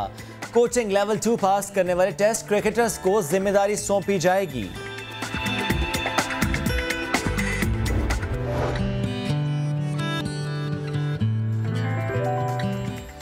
Welcome back. और अब आपको मिलवाएंगे जबरदस्त स्टार से इंतहाई कम उम्र लेकिन वाइब्रेंट, एक्टिव, बड़े ओहदे पर फाइज है जनाब। बात करें कतर की सबसे कम उम्र chief executive officer Leena Usama और उनकी बहन रुबा उसामा की हमें ज्वाइन भी कर चुके हैं। नन्ही मुन्नी सी प्यारी सी बच्चियां ये माहौलियात से मुताल्लिक ग्रीन्स बैटर्स नामी कंपनी चलाती हैं और कंपनी के एप्लीकेशन के जरिए बच्चों में कुदरती माहौल से मोहब्बत पैदा की जाती है। तो Leena and Ruba, thank you so much for joining us. कैसी हैं आप? It's good. What exactly is this Greens Better? अच्छा, so Greens Better is a company जिसमें हम लोग encourage करते हैं लोगों को और especially बच्चों को कि to plant trees and to take care of the environment by reducing, reusing, reusing, recycling. तो reducing ये होता है कि आप कम यूज़ करें जैसे प्लास्टिक, पानी और बिजली, और reuse ये होता है कि आप दोबारा यूज़ करें। तो जैसे आप प्लास्टिक बॉटल्स में आप पौधा प्लांट कर लें। और रिसाइकल मुझे नहीं पता, मैंने कभी देखा नहीं कराची में रिसाइकलिंग फैक्ट्री ऐसे कुछ, मैंने बस हम भी ढूंढ रहे बच्चे। ये आप तो खुद इतनी छोटी छोटी सी हैं, ये बताइए ये शुरू कब से किया और क्या लोगों को समझाना इतना आसान है जितनी आसानी से आप हमें बता रही हैं? नहीं। कैसे रिएक्शंस आते हैं? क्या आप उनको बताने के लिए बैठते हैं तो फिर वो लोग आमादा नहीं होते कुछ करने के लिए? क्या उनके रिएक्शंस होते हैं? हम लोग स्कूल्स में जाते हैं, हम लोग को प्लांटिंग सेशंस देते हैं। तो बेसिकली हम लोग ये करते हैं कि लोग बच्चों को बताते हैं कि how to plant something, plant a tree, और what's is the importance of the environment. और उस एट द एंड हम लोग एक सीड देते हैं ताकि वो प्लांट करें, खुद ही प्लांट करें और उसकी फिर उसकी निगहदाश्त भी करें। तो रुबा, मैं आपकी तरफ आऊँगा। When you go to a school, आप कैसे बच्चों को समझाती और सिखाती हैं? Well, first we plant a tree with them, and then we give them different seeds. They can choose what seed they want to plant, and we tell them how to plant it, and then we teach them that why it's important and why we need to take care of plants and the environment. ज़बरदस्त, यानी कि जाके बच्चों को समझाते हैं, सिखाते हैं। ये बड़ी मज़े की बात है कि बच्चों से पूछा भी जाता है कि आपको कौन सा सीड पसंद है, यानी कि उनकी जो ख्वाहिश पसंद है। हाँ, फॉर एग्जांपल आपसे पूछा आपका फेवरेट फ्रूट क्या, वो कहे जी आम। ठीक है जी, आम का सीड आपको दे रहे हैं, आपने ये प्लांट करना है। अच्छा, ये होता है कि आपने अपने एज ग्रुप के बच्चों को जो आपके जैसे ही हैं उनको आपने बता दिया। कभी ऐसा भी होता है कि भाई उनके मम्मी पापा को भी आपको बताना पड़ा कि ये जो प्लांट है ना इसका ख्याल आप भी रखेंगे? ये नहीं होगा कि ये भूल गए, सो गए, इन्होंने खुद तो खाना खाया, प्लांट को नहीं खिलाया, पानी नहीं दिया, आप भी फिर ख्याल रखिएगा। ऐसा भी करते हैं? हम लोग कम्युनिकेट करते हैं पेरेंट्स से और टीचर्स से थ्रू एन ऐप से। ये भी है कि वी डोंट यूज़ पेपर ताकि लेटर्स भी सेंड कर दें, ताकि वेस्ट भी नहीं होना पेपर। ओके, ज़बरदस्त। और लीना, मुझे ये भी बताइए, कुछ आप स्पेसिफिक प्लान मैंने सुना है कर रखा है आपने लियारी के लिए? कुछ होने जा रहे हैं लियारी के बच्चों के साथ, कोई प्लान हो रहा है? Plantation drive, what exactly is that? Lyari का कुछ हो रहा है लेकिन मुझे अभी नहीं पता कि क्या हो। अच्छा, बताना नहीं चाह रहे। Okay, we plan to make sure every rooftop in Liari is filled with plants and greenery, and our aim is basically to make sure there are lots of plants there, and we are also trying to achieve vines on almost every wall. Great. अच्छा, ये बड़े मजे की तीन लियारी का aerial view होगा वो green होगा। और इसमें और अच्छी बात ये है कि बच्चों की नजर में, और ये इसी ड्राइव को लेकर आगे बढ़ रहे हैं कि जितना भी स्पेस है ऊपर यानी छत, वहाँ पे प्लांटेशन, साथ साथ जो वॉल्स हैं उनको भी छोड़ना नहीं है। वहाँ पर बेलें चढ़ी हो खूबसूरत सी, तो पूरा लियारी होगा ग्रीन। तो ये तो हो जाएगा जी लियारी के, जो कि इन बच्चों की कैंपेन भी स्टार्ट होने वाली है। सलीना ने ना कोशिश की हमें नाम बताने की, हमने भी निकलवा लिया रुबा से ना बातों बातों में। लेना मैं चाह रहा हूँ कि आप बताएं, जो बच्चे आपको सुन रहे हैं, जो पेरेंट्स आपको सुन रहे हैं, स्पेशली कराचीआइट्स, कौन से पौधे कराची वालों को लगाने चाहिए? और ज़ाहिर मौसम तो है मानसून का जिसमें लगाने चाहिए। अच्छा, बहुत सारे हैं। ओके, लेकिन I think we should plant वो जो कराची के होते हैं ना। हाँ, कराची के जो नेटिव होते हैं, जो कराची के एनवायरनमेंट से अडॉप्टिव होते हैं जी, क्योंकि 50% of कराची's plants are they're foreign plants and I think we should have more of Karachi's own plants. ये बड़ी खूबसूरत बात आपने किया कि ये ना करें आप बाहर से एक दरख्त उठाया और यहाँ पे लगा दिया, तो जो यहाँ के एनवायरनमेंट के हिसाब से दरख्त पौधे हैं वो लगाएं। ये भी हंस देती है आपकी किसी बात पे ना। Very cool. नहीं, आपकी अच्छी बात है। इनका अंदाज़े में अच्छा है। क्या उम्र है आप दोनों? मैं 11 साल की हूँ। और आप? 8.5। अल्लाह, पूरा हिसाब रखा है। 6 महीने आगे पीछे नहीं किए। तो ये इन बच्चों से ना जो 8.5 के हैं या जो 11 साल के, वो कितना कुछ सीख सकते हैं। ये तो दोनों की उम्रें मिलाई जाए तो भी 20 साल बनते हैं बमुश्किल, और आप लोग उन लोगों से बहुत आगे हैं जो 30 साल के या 35 साल के भी हो गए हैं। भाई वाह। तो आने वाले 20 इयर्स कराची के लिए जी, अगर आप लोगों का जो काम है हम सारे उसी तरह से चलते रहे, मैं भी, शुएब भी, बाकी लोग भी, तो पूरा कराची ग्रीन होगा, प्यारा होगा। ये ख्वाहिश है जी। अच्छा, बहुत अच्छा लगेगा हमको भी, और जो नया दिन के छोटे छोटे प्यारे प्यारे नन्हे मुन्ने नाजरीन देख रहे हैं ना, उनको भी। अगर आप दोनों उधर कैमरा में देखते हुए उनको एड्रेस करें, उनको कहें कि प्लीज पौधे उगाएं, आप उन्हें कह सकते हैं अभी क्या कहें? उनको ये बताएं प्लांटेशन करें। आप समझे, आप एक स्कूल में हैं और बच्चे आपको सुन रहे हैं, इसे क्लासरूम है, तो ये बच्चे सुन रहे हैं आपको, ये बच्चे हैं सामने, इनको बताना है आपने। अच्छा, हम लोग के पास है बहुत कम टाइम। वो जो the world it's running out of time, तो we need to save it. आपको पता है वो नीलम वैली वो जो हुआ था ना, ग्लेशियर जी, वो ये इस वजह से हुआ था क्योंकि गर्मी हो रही थी और ये मेल्ट हो रहा था, और क्योंकि एटमॉस्फेयर भी ना वो it's not strong enough. We need to plant more trees, और प्लास्टिक भी बहुत कम यूज़ करना है। दो खूबसूरत मैसेज और भी दीजिए प्लीज। छोटी उम्र में कर रहे हैं, ये बहुत बड़ी बात है। दोनों मैसेजेस बहुत प्यारे थे, बहुत अच्छे थे। प्लास्टिक का यूज कम करना है, प्लांटेशन करते जाएं, ये ना करें कि एक बच्चा एक पौधा नहीं, एक बच्चा और ढेर सारे पौधे जितने आप लगा सकते हैं। और ये जो कहते हैं ना कि जगह नहीं है, भाई है, आपकी छत है, दीवार है, बेल लगा दीजिए, दीवार को ग्रीन कर दीजिए। समझ में आ रहा, तो इन बच्चों से सीख लीजिए, इनके पास बहुत प्यारे प्यारे बहुत अच्छे प्लान्स हैं। Leena, thank you so very much, आप दोनों हमारे साथ थे। Thank you for inviting us. Most welcome. हम फिर भी आप लोगों से मिलते रहेंगे, लेकिन अभी थोड़ा सा जल्दी से आगे बढ़ना पड़ेगा। बहुत सी तहकीक हो रही है, जिस आज हमने जिक्र किया था कैंसर से मुताल्लिक कि उसका इलाज किस तरीके से हो सकेंगे। कहा जाता है कि एंटीऑक्सीडेंट्स बहुत ज़रूरी होते हैं कैंसर के ट्रीटमेंट में, या जो भी चीज़ें कैंसर की तरफ बढ़ रही होती हैं उसको रोकने के लिए। एक नई तहकीक हुई है कि चूंटियाँ और चूंटियों जैसे छोटे छोटे जो हशरात हैं वो उनकी कंजम्पशन से कैंसर की रोकथाम हो सकती है। इटालियन साइंटिस्ट की इस तहकीक के नताइज से मुताबिक बात करें तो हौसला अफजा और शानदार है जी। ये गैर मुल्की खबर ऐसा इदारा, इसकी रिपोर्ट थी, इसमें बताया गया कि हर जगह नज़र आने वाले छोटे छोटे कीड़े मकोड़े, टिड्डे, झींगर, इन जैसे जो हशरात है ना, ये एंटीऑक्सीडेंट्स की मकदार सबसे ज़्यादा होती है इनमें, और ये उनकी मियावी अतियात को रोकने में मदद देते हैं, अमलियात को जो कैंसर का बायस बनते हैं। बंदा इनसे साइंटिस्ट से पूछे, ये खा के बंदे का तरह निकल जाए, बंदा मर जाए, तो कैंसर तो बहुत बात की बात है, ये क्या खिला है कहन, मतलब हद हो गई। ठीक है, तहकीक है, आई एग्री, बट चूंटियाँ खाने से बंदा, मैं कहता हूँ वैसे ही बंदा कहेगा मैं जा रहा हूँ, मैं नहीं रहना इत्थे। अच्छा, एक बड़ी ज़बरदस्त खबर है मेरे पास, और वो है साउथ कैरोलिना से। यहाँ का एक पुलिस एहलकार से हीरो कहा जा रहा है। क्यों कहा जा रहा है किरण? क्योंकि 12 दिन की एक नन्ही सी बच्ची थी, उसकी सांस रुक गई थी, उसकी माँ परेशान, उसने गाड़ी रोक ली, ट्रैफिक ब्लॉक हो गई। जब वो ट्रैफिक पुलिस वाला वहाँ पहुँचा, वो चलान के लिए पहुँचा, लेकिन जब देखा कि 12 साल बच्ची, इसका तो सांस रुक गया है, तो फर्स्ट एड दी किरण, और वो उसका सांस बहाल हो गया, और फिर सब ने बड़ा सुख का सांस लिया और सोशल मीडिया पर कहा यह जरा बहुत वायरल हुई है और बहुत सराहा जा रहा है इस इक़दाम को, ट्रैफिक पुलिस एहलकार को, और उसे हीरो कहा गया है कि भाई इसने जान बचाई है इस बच्ची की।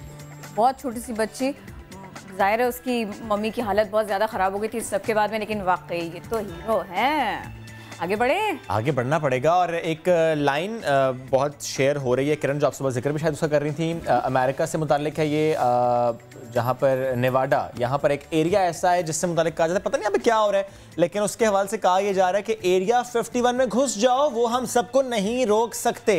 तो इस टाइटल से एक इवेंट प्लान किया गया है और कहा यह जा रहा है कि 12 लाख से जायद अफराद उन्होंने गोइंग पे टिक कर दिया, लगता है कि अब हम जाएंगे। सब जा रहे हैं, एरिया 51 नहीं जा रहे हैं, नहीं चलिए और अलग मामले, हाँ कह रहे हैं हम जाएंगे, ये होता यही है, लिखते सारे जाता कोई नहीं, बट लेट्स सी कि सितंबर में ये इवेंट होना है तो लोग जाते हैं नहीं जाते, देखते हैं वहाँ पे होता क्या, क्योंकि कहा जाता है पुरस्कार सी जगह है, ना जाने यहाँ पर क्या होता है कि रात को यहाँ पे लाइट्स होती हैं। Let's see.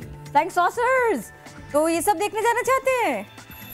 और ये खबर पढ़ते हुए ना पहले मुझे लगा कि एंड में मैं कहूँगा कि मूवी आ रही है, लेकिन ये एक्चुअल में ऐसे हो रहा है। एनीवेज, एक जिस तरह हमने आज 8-9 बजे के एंड पे बताया भी था, अपनी वो स्टोरीज हमने अब 10 बजे में शेयर करनी है। 90 डिग्री गर्ल का तज़किरा हमने किया था, तो उस बच्ची का हाल वो आपके सामने रखेंगे, क्योंकि गर्दन की बीमारी है और उसकी ज़िंदगी बड़ी मुश्किल सी हो गई है। कहा जाता है 90 डिग्री गर्ल इसलिए कहा जाता है क्योंकि 11 साल की ये बच्ची इसकी जो गर्दन है ना वो पूरी तरह से मुड़ चुकी है। ये बच्ची इंतहाई तकलीफ में है। इसका बचपन यानी अफशीन का बचपन ऐसा लगता है कि कहीं खो सा गया है। इस तकलीफ की वजह से वो खुद किस दौर से गुजर रही है, उसकी फैमिली पर क्या बीत रही है, रफीकुर रहमान की रिपोर्ट आपको दिखाते हैं।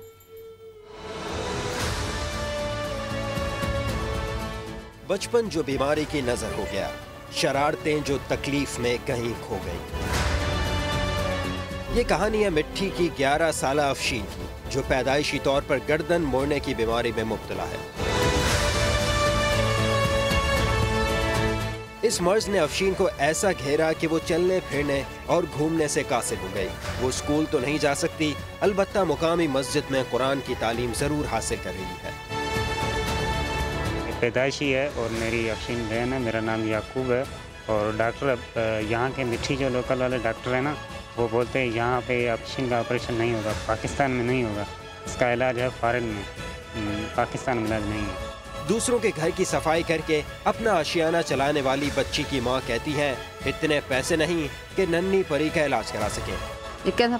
पैसों रोला इलाज करा हूँ आप जाऊँगी मानो घर कम जाए करा अफशीन सताब है तो भाई घणो ही केना कह सुना नियाणी जे हयाती बजाय तो जड़ी माँ जी नियाणी तेरी अवां जी नियाणी। घर में खिलौनों और गुड़ियों से खेलती अफशीन को इंतजार है तो उस मसीहा का जो आए और इलाज के अखराजात उठाकर उसे तकलीफों से निजात दिला दे। रफीकुर रहमान, समा, थरपारकर। मिट्टी की अफशीन, हमने आज इस खबर को नशर नहीं किया है, हम इसके लिए कोशिशें भी करेंगे, क्योंकि सच्चे दिल से पूरी तरह से कोशिश की जाए तो वो कोशिश रंग ज़रूर लाती है। समा की कोशिशें रंग लाई थी इससे पहले किस मामले पर, आज हम वो खबर आपको देते हैं। एक अच्छी खबर आ रही है लंदन से, सर जुड़ी बच्चियां सफ़ा मरवा, इनकी मुश्किलात का सिलसिला अब लगता है कि ख़त्म होने जा रहा है। इनकी सर्जरीज हुई है, मल्टीपल कामयाब ऑपरेशन हुआ है और अब उन्हें अस्पताल से घर मुंतकिल कर दिया गया। ये हमारा सफ़र कहाँ से शुरू हुआ था इनकी आसानी के लिए, और ये बहुत तवील सफ़र था जिसमें समा ने भरपूर आवाज़ उठाई थी। और 9 फरवरी 2018 जब समा ने प्रोग्राम किया था, इनके घर जाके प्रोग्राम किया था, बिलाल कुतुब साहब भी थे, सारिम बरनी साहब भी थे और भरपूर आवाज़ उठाई गई थी। और फिर देखा गया कि ना सिर्फ पाकिस्तान बल्कि बैरून मुल्क भी लोगों ने बाकायदा इस कैंपेन का वो हिस्सा बने और उन्होंने बीड़ा उठा लिया कि इनका इलाज होगा। उसमें फिर देखा बहुत से और हॉस्पिटल्स अपना पूरा हिस्सा अदा किया। किस तरह से किया, हमने मेहमान भी बुलाए, हमने मेज़बान भी इकट्ठा कर रखे थे। मदीहा थी, मदीहा नकवी उस वक्त थी, किरण नाज गई थी, उसके अलावा इनके अलावा नाजिया मलिक भी थी साथ में। तो एक शख्स ने आवाज़ नहीं उठाई थी, एक शो ने आवाज़ नहीं उठाई थी, समा ने आवाज़ उठाई थी। समा ने कोशिशें की थी, एक फंड रेजिंग की थी। तो अब हम ज़रा कोशिश करते हैं कि उस सफ़र पर भी नज़र डालें, इन बच्चियों की हालत अभी कैसी है इसके बारे में भी बात करें। इजाज़ खालिद की रिपोर्ट है, वो दिखा देते हैं पहले। समा की कोशिश रंग ले आई। आज से हम ये कैंपेन भी शुरू कर रहे हैं और आप देखेंगे भी कि समा के उसके बाद डिफरेंट शोज में भी आप इन बच्चियों के बारे में। 4 सदा की जुड़वा बहनें सफा मरवा अब सर जुड़ी नहीं रहीं। आखिरी कामयाब ऑपरेशन के 3 माह बाद लंदन के ग्रेट आर्मंड हॉस्पिटल से एक घर मुंतकिल कर दिया गया। दोनों बच्चियां और घर वाले बेहद खुश हैं। मैं बहुत खुश हूँ, मेरे बहनों के तमाम ऑपरेशन कामयाब हो गए और वो अब बिल्कुल ठीक ठाक। मेरा नवासी हूँ कि सफ़ा और मरवा की चेक ऑपरेशन बिल्कुल मुकम्मल हो गए। नामुमकिन से मुमकिन बनाया पाकिस्तानियों ने और समा ने। मजहबी स्कॉलर बिलाल कुतुब ने सफ़ा और मरवा के कामयाब ऑपरेशन पर मीडिया के किरदार की तारीफ करते हुए मुबारकबाद दी। आज शायद ये एक बहुत बड़ा सबक है कि मीडिया अगर एक पॉजिटिव रोल अदा करना चाहे तो वो सफ़ा और मरवा उनकी बीमारी को जो ट्रीटमेंट मिला है और बरतानिया में जाके जो कि करोड़ों रुपए का काम था, ये पॉजिटिव काम भी मीडिया कर सकता है। मैं समा को इंतहाई मुबारकबाद देता हूँ। और जब कोशिश इस तरह से रंग लाए तो फिर खुशी बहुत होती है। और मजीद भी बात करते हैं, हमें ज्वाइन किया है सफ़ा और मरवा के मामू, उनकी बहन सानिया और उनके भाई बिलाल ने। और ज़ाहिर है इस वक्त खुशियों का समा है कि वो एक ऐसा ऑपरेशन, बल्कि ऐसे ऑपरेशंस हुए जिससे पहले वाकई उम्मीद बहुत कम थी, लेकिन उम्मीद बहरहाल थी। तो पहले सफ़ा मरवा के मामू से बात करते हैं। सबसे पहले आपको हम कहेंगे मुबारक हो कि ऑपरेशंस कामयाब हुए और ज़ाहिर है अभी कुछ वक्त और लगेगा उनका वहाँ पर। और मैं जानता हूँ बेचैनी होगी कि बस जल्दी से यहाँ पर आए वापस। लुकमान साहब, बात हुई आपकी? वहाँ पर जो आपके रिलेटिव्स हैं, वहाँ पर जो आपके रिश्तेदार हैं, उनसे बात हुई आपकी?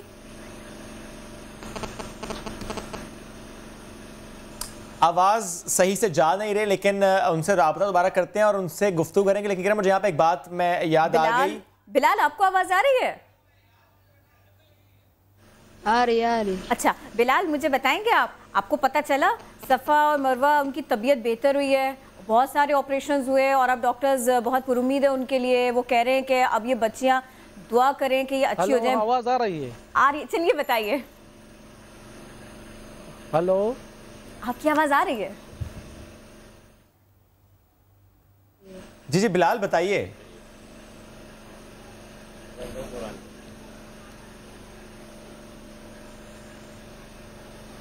बिलाल, क्या आपको आवाज़ आ रही है? आ रही है बिल्कुल। बिलाल, जब आपने वो तस्वीर देखी जब ऑपरेशंस हो गए और दोनों को वो अलग अलग प्रॉम में थी, वो तस्वीर देख कितना खुश हुए आप?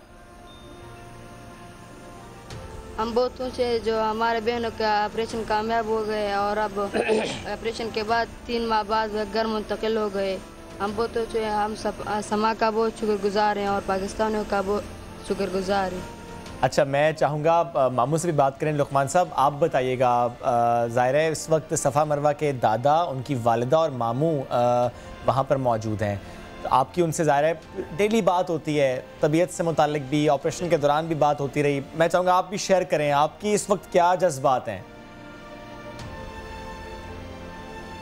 बिस्मिल्लाहिर्रहमानिर्रहीम। हमारा ये जज्बात है कि शुक्र अल्हम्दुलिल्लाह, सफ़ा और मरवा का जो कामयाब ऑपरेशन हुआ है लंदन में, वो तो अब घर आ गए हैं। उधर इंशाल्लाह अपने घर में शिफ्ट हो गए उधर लंदन में। और बाकी जो इधर ये काम मुमकिन नहीं था, हमारे सोच से भी बाहर था। हम ये इधर एक गरीबी थी, एक किसी ने हमारी आवाज़ भी नहीं उठाई। शुक्र अल्हम्दुलिल्लाह समा टीम ने हमारी आवाज़ उठा के पूरी दुनिया में नशर किया और हमारा जो है ना ये आवाज़ पूरी दुनिया में फैला दी। और उसकी मदद से हमारा आवाज़ जो है लंदन तक पहुँचे और डॉक्टरों की उधर अवैस गिलानी की मदद से भी उधर हमारा बच्चों के ऑपरेशन जो है ना वो कामयाब हो गया। और शुक्र अल्हम्दुलिल्लाह अब वो तो सेहतयाब है और वो इधर अस्पताल से घर शिफ्ट हुई है इंशाल्लाह। वो तो बहुत हमारा उम्मीद जो था, वो हमारी उम्मीद तो ये था कि हम इंशाल्लाह ये को देखेंगे, लेकिन बाज़ औक़ात हमारे जहन में भी ये आता था कि कभी ये मर न जाए। और शुक्र अल्हम्दुलिल्लाह अब तो बेहद सेहतयाब है। हमारे तवक्कुल से भी इंशाल्लाह वो बहुत लुकमान साहब और बहुत सेहतयाब है। अच्छा लुकमान साहब, ये बताइए ना, आपको कुछ पता चला इस बारे में कि वो लोग वापस कब तक आ रहे हैं पाकिस्तान? कुछ इस बारे में डॉक्टर्स ने बताया हो?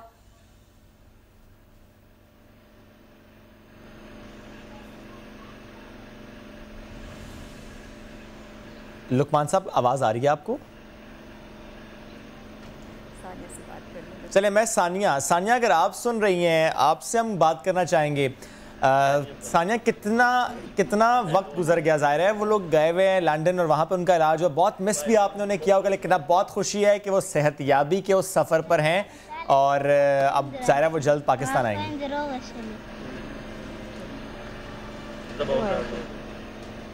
ठीक, लैंग्वेज बैरियर है, लेकिन बहरहाल वो हम इमेजिन कर सकते हैं कि शी इज़ हैप्पी। और यहाँ पे हम ये ऐड कर देते हैं कि ज़ाहिर है वो उन्हें वहाँ पे घर में रखा गया, लेकिन ज़ाहिर है भी बहुत चेकअप्स होने हैं, बहुत से जो यानी पोस्ट ऑपरेशन चीज़ें हैं वो देखी जा रही हैं, और यही दुआ कर रहे हैं सब कि जल्द अज जल्द वो पाकिस्तान वापस आए। उनकी फैमिली भी इंतज़ार करेंगे क्योंकि उनके दादा, उनकी वालिदा और उनके मामू वहाँ पर मौजूद है। यहाँ पर किरण मैं ज़रूर ऐड करना चाहूँगा इसमें, बेशक हमारे जर्नलिस्ट और समा की टीम इनके काबिल से स्पेसिफिकली सोशल मीडिया पर इसकी आवाज़ उठाई गई। मुखैर हजरात ने ताउन के किरण, एक शख्स जिसने हेल्प की और बहुत सा पैसा लगाया, उसने कहा मैं अपना नाम नहीं चाहता कि सामने आए, तो हमें इसका भी तस्करा करना चाहिए। लेकिन साथ साथ जो हमने एक खींचातानी देखी थी इस सफ़र के आगाज़ में पॉलिटिक्स में, कि अगर सेंट्रल गवर्नमेंट ने कहा कि हम इलाज करते हैं तो प्रोविंशियल ने कहा नहीं आप क्यों करते हैं, हम खुद करेंगे, लेकिन किया फिर आपने भी नहीं, तो उस खींचातानी में उनका इलाज डिले हुआ था। बट एनीवेज शुक्र अल्हम्दुलिल्लाह डिले बेशक हुआ, बट अब उनका इलाज हो गया है और इसमें अच्छी खबर है कि अब वो सेहतयाबी के सफ़र पर गामजन है और इंशाल्लाह जल्द वो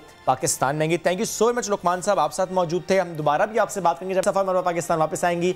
सानिया बिलाल, आपको भी दोबारा से कहेंगे मुबारक हो, क्योंकि ज़ाहिर बात है किरण वो दो बहनें सफ़ा और मरवा, उनके हवाले से जब उम्मीद बहुत कम थी बट स्टिल उम्मीद थी, और ज़ाहिर एक माँ की उम्मीद तो फिर माँ की उम्मीद होती है, वो तो साथ भी फिर वहाँ पर गए, वो सोचते नहीं कि कठिन मरला, लेकिन इंशाल्लाह पूरा होगा, वो हुआ पूरा। और अल्लाह करे कि आगे भी खैरियत रहे, अल्लाह करे कि आगे भी मामलात अच्छे रहें। हमने जो किरदार अदा किया था, हम अभी भी यही कहेंगे कि हमने बहुत कम किया था, हम इससे ज़्यादा कर सकते हैं, हम इससे ज़्यादा कर पाते। बहरहाल मैं आपको याद दिला दूँ, मिट्टी की अफशीन, इस मामले को भी हम छोड़ेंगे नहीं, और हम पूरी अल्लाह से दुआ भी करेंगे, आप भी कीजिए जी, ये सेहत तो सबका हक है, ये बच्चियाँ कल है आने वाला हमारा। बहरहाल अभी ज़रा जल्दी से आगे बढ़ते हैं। कराची में बगैर हेलमेट मोटरसाइकिल चलाने वालों के खिलाफ ट्रैफिक पुलिस कितनी मुतहर्रिक है ये बताते हैं, इनकी मुहिम जारी है। अब तक 11,800 से ज़ायद मोटरसाइकिल सवारों का चालान किया गया है और इन पर 1,07,77,350 रुपये जुर्माना आयद किया गया है, जबकि 7,670 मोटरसाइकिल इस खुसूसी मुहिम के दौरान जब्त भी की गई हैं। इसी पर बात करेंगे। हमें ज्वाइन किया है DIG ट्रैफिक जावेद मेहर साहब ने। जावेद साहब बहुत शुक्रिया। सर, ट्रैफिक पुलिस की चालान मुहिम आपको क्या लगता है कितनी कामयाब रही है? ट्रैफिक पुलिस की जो हेलमेट पहनने की पाबंदी की मुहिम थी उसको तकरीबन 2 हफ्ते हो चुके हैं। ये मुहिम हमने 1 जुलाई को स्टार्ट की थी और 15 जुलाई को उसको 2 हफ्ते हो गए हैं। हमारी तवक्का से ज़्यादा इसमें हमें कामयाबी हुई है और यकीनन ये एक कैंपेन जो हेलमेट पाबंदी की थी, इसका बुनियादी मकसद यही था कि लोगों को हेलमेट पहनने के ऊपर पाबंद किया जा सके, उनको इसकी हैबिट, उनको इसके बिहेवियर का हिस्सा बनाया जा सके। और जैसे मैं पहले भी कहता रहा हूँ कि हेलमेट का पहनना ट्रैफिक कानून की पाबंदी तो है ही है, लेकिन उसके अलावा इसमें सबसे अहम बात यह है कि ये उनकी अपनी जान के तहफ़्फ़ुज़ के का भी सवाल है। तो इस हवाले से इन तमाम इशूज़ को देख के हमने ये मुहिम शुरू की थी और जब मुहिम हमने स्टार्ट की थी उससे पहले हमने भरपूर तरीके से लोगों को इसके बारे में बताया था। 1 महीना पहले से हम लोगों को बताना शुरू किया था, इसकी पब्लिसिटी की थी, ताकि जब हम इस कैंपेन को स्टार्ट करें तो उसमें लोगों को पहले से पता हो और कम से कम लोग इसका ट्रैफिक चालान के ज़िम्मे में आ सकें। लेकिन उसके बाद जब हमने इस मुहिम को स्टार्ट किया तो हमने इन्फोर्समेंट जो हमारा तरीक़ेकार था उसको बड़ा प्लान करके किया था, बड़ा उसको इंटीग्रेट किया था, जिसकी वजह से हमें भरपूर कामयाबी हुई। जिसमें मैं ये कह सकता हूँ कि जब हमने पहले इसको एनालाइज़ किया था तो तकरीबन 15 से 20% लोग कराची में हेलमेट पहन रहे थे, लेकिन आज अगर आप इसका सर्वे करेंगे तो आपको अंदाज़ा होगा, ये हमारी अपनी स्टडी है कि इस वक्त 65 से 70% लोग हेलमेट के साथ सफ़र कर रहे हैं। एग्जैक्टली। और किरण, इसमें हमने एक वीडियो भी देखी थी, एक ट्रैफिक पुलिस एहलकार ने एक बच्चे को 100 रुपीज़ दिए थे कि उसने हेलमेट पहना हुआ था, तो ये जूस भी दिया था। कितनी अच्छी बात है कि जब बच्चे भी हेलमेट पहन रहे हैं तो हम देखते हैं कि उसको इनाम भी दिया जाता है। एनीवेज चालान फिर भी हुए हैं किरण, और चालान कितने हुए हैं इस पर भी सर हम आपसे जानना चाह रहे हैं कि कुछ फिगर तो हमने भी शेयर की है, लेकिन मैं ये चाह रहा हूँ कि आप मुझे बताएं कि स्पेसिफिकली किस सड़क पर या किस एरिया में सबसे ज़्यादा चालान हुए, यानी कहाँ पे ज़्यादा वायलेशन हुई? इस मुहिम के दौरान तकरीबन हमने पहले 15 दिनों के अंदर 2,32,000 चालान किए हैं, जो कि एक बहुत सक्सेसफुल रेट है। इसमें तकरीबन 1,50,000 के करीब बाइक्स को हमने रिटेन भी किया था जो बग़ैर हेलमेट के लोग चला रहे थे, और इस वक्त तक इसमें जो फ़ाइन कलेक्शन हुआ है वो तकरीबन 3 करोड़ 48 लाख के करीब हो चुका है। तो यकीनन मैं समझता हूँ कि हमारा मकसद फ़ाइन इकट्ठा करना तो नहीं है, लेकिन हमारा मकसद ये है कि अगर लोग ट्रैफिक कानून की खिलाफ वर्जी नहीं करते हैं तो फिर उनको यकीनन चालान भी करना पड़ेगा। लेकिन असल मकसद ये है कि जो एक कल्चरल चेंज है ना हेलमेट पहनने की, वो हमारी सोसाइटी में आ सके। अच्छा, आप ट्रैफिक पुलिस महकमे के एक हीरो के बारे में जानते हैं? उनकी बात हम ज़रा कर लेते हैं। सब इंस्पेक्टर रशीद, ये अपने साथ ना मरहम पट्टी भी रखते हैं। एम्बुलेंस से पहले ही हादसात का शिकार होने वालों के इलाज की, उनकी सहूलत की, उनकी राहत की पूरी कोशिश करते हैं। तो ये जज्बा खिदमत का और ड्यूटी करना, ये क्या कहेंगे इनके ऊपर आप? मैं बाद में उनकी तफसील नया दिन के नाज़रीन को बताऊंगी, पहले आप बता दें। जैसे हम ट्रैफिक पुलिस का जो रोल है वो एक दोस्त का होता है, एक हेल्प करने वाले का होता है। और आप देखते हैं रोड के ऊपर रोज़ाना इस तरह के मनाज़िर कि जब अगर किसी गाड़ी कोई ख़राब हो जाती है या कोई गाड़ी किसी वजह से ब्रेक डाउन हो जाता है, या कोई लोग, औरतें, बच्चे, कोई हमारे सीनियर सिटीज़न रोड क्रॉस करना चाहते हैं, तो उनमें आप देखते हैं कि ट्रैफिक पुलिस एहलकार लोगों की हेल्प कर रहे होते हैं, जिससे एक बड़ा पॉजिटिव मैसेज आता है। इसी तरीके से हमारे बहुत सारे एहलकार लोगों की और तरीके से भी कंसर्न होते हैं, जिसमें ये होता है कि अगर खुदा न खास्ता उनको किसी किस्म की कोई चोट लग जाए ड्राइविंग करते हुए, या कोई एक्सीडेंट हो जाए, जब तक कि वो हॉस्पिटल पहुँचें या किसी एम्बुलेंस या फर्स्ट एड को रिसीव कर सकें, तो हमारे ऐसे भी एहलकार हैं जो ये कोशिश करते हैं, उनको हम कोर्सेज़ भी करवाते हैं कि वो लोगों को फर्स्ट एड प्रोवाइड कर सकें। उसमें से एक जैसे ये सब इंस्पेक्टर रशीद आपके पास मौजूद हैं, ये भी इसी तरीके के हैं कि ये लोगों को हेल्प करते हैं। और अभी हमारी कोशिश यही होती है कि हम फ़र्स्ट एड बॉक्स जो है वो हम इस पर काम कर रहे हैं कि हम तमाम सेक्शंस में फ़र्स्ट एड बॉक्स रखवा दें, ताकि अगर कोई ऐसा एक्सीडेंट होता है जिसके अंदर ट्रैफिक पुलिस उसके ऊपर रिस्पॉन्ड करती है, तो फ़ौरन अपने साथ फ़र्स्ट एड बॉक्स लेके जाए और उसको इमीडिएट फ़र्स्ट एड प्रोवाइड कर सके। तो जो हमारे ये हीरो हैं इस तरीके के जो काम करते हैं, तो यकीनन ये अपनी ड्यूटी भी परफॉर्म कर रहे हैं, उसके साथ साथ ये लोगों की एक वेलफेयर भी कर रहे हैं, जिससे उनको पर्सनल सेटिस्फेक्शन भी हासिल होती है। उसके साथ साथ डिपार्टमेंट के लिए भी एक अच्छा नाम आता है। मैं इनके इस वर्किंग को, हौसले को, इनके इस जज्बे को भरपूर सराहता हूँ और उम्मीद करता हूँ कि इनकी इस काविशों की वजह से पुलिस डिपार्टमेंट के लिए भी ज़्यादा अच्छे अंदाज में लोग उसको अप्रिशिएट कर सकेंगे। Thank you. DIG ट्रैफिक, जहाँ बहुत शुक्रिया, आप इस सिलसिले में हमारे साथ थे। और जिनकी आप बात कर रहे थे ना, अब ज़रा नया दिन के नाजरीन की उनसे मुलाकात करवाते। कराची में एक तरफ तो ट्रैफिक पुलिस क़वानीन पर अमल दरामद करा रही है, और एक तरफ ट्रैफिक पुलिस के एक एहलकार ऐसे भी हैं कि जो लोगों की मदद में मसरूफ़ है, फर्स्ट एड बॉक्स अपने साथ लिए फिरते हैं। फिरोज़ाबाद में इनकी तैनाती, सब इंस्पेक्टर रशीद अहमद ख़ान, इनके सामने कोई हादसा हो जाए तो ये एम्बुलेंस से पहले पहुँचते हैं। तो हमारे नुमाइंदे, समा के नुमाइंदे शाहनवाज अली कादरी उन्हीं के साथ मौजूद है, तो शाहनवाज के पास ही चलते हैं। शाहनवाज, ज़रा इनसे बात भी करें, हमें भी बताएं इनके बारे में।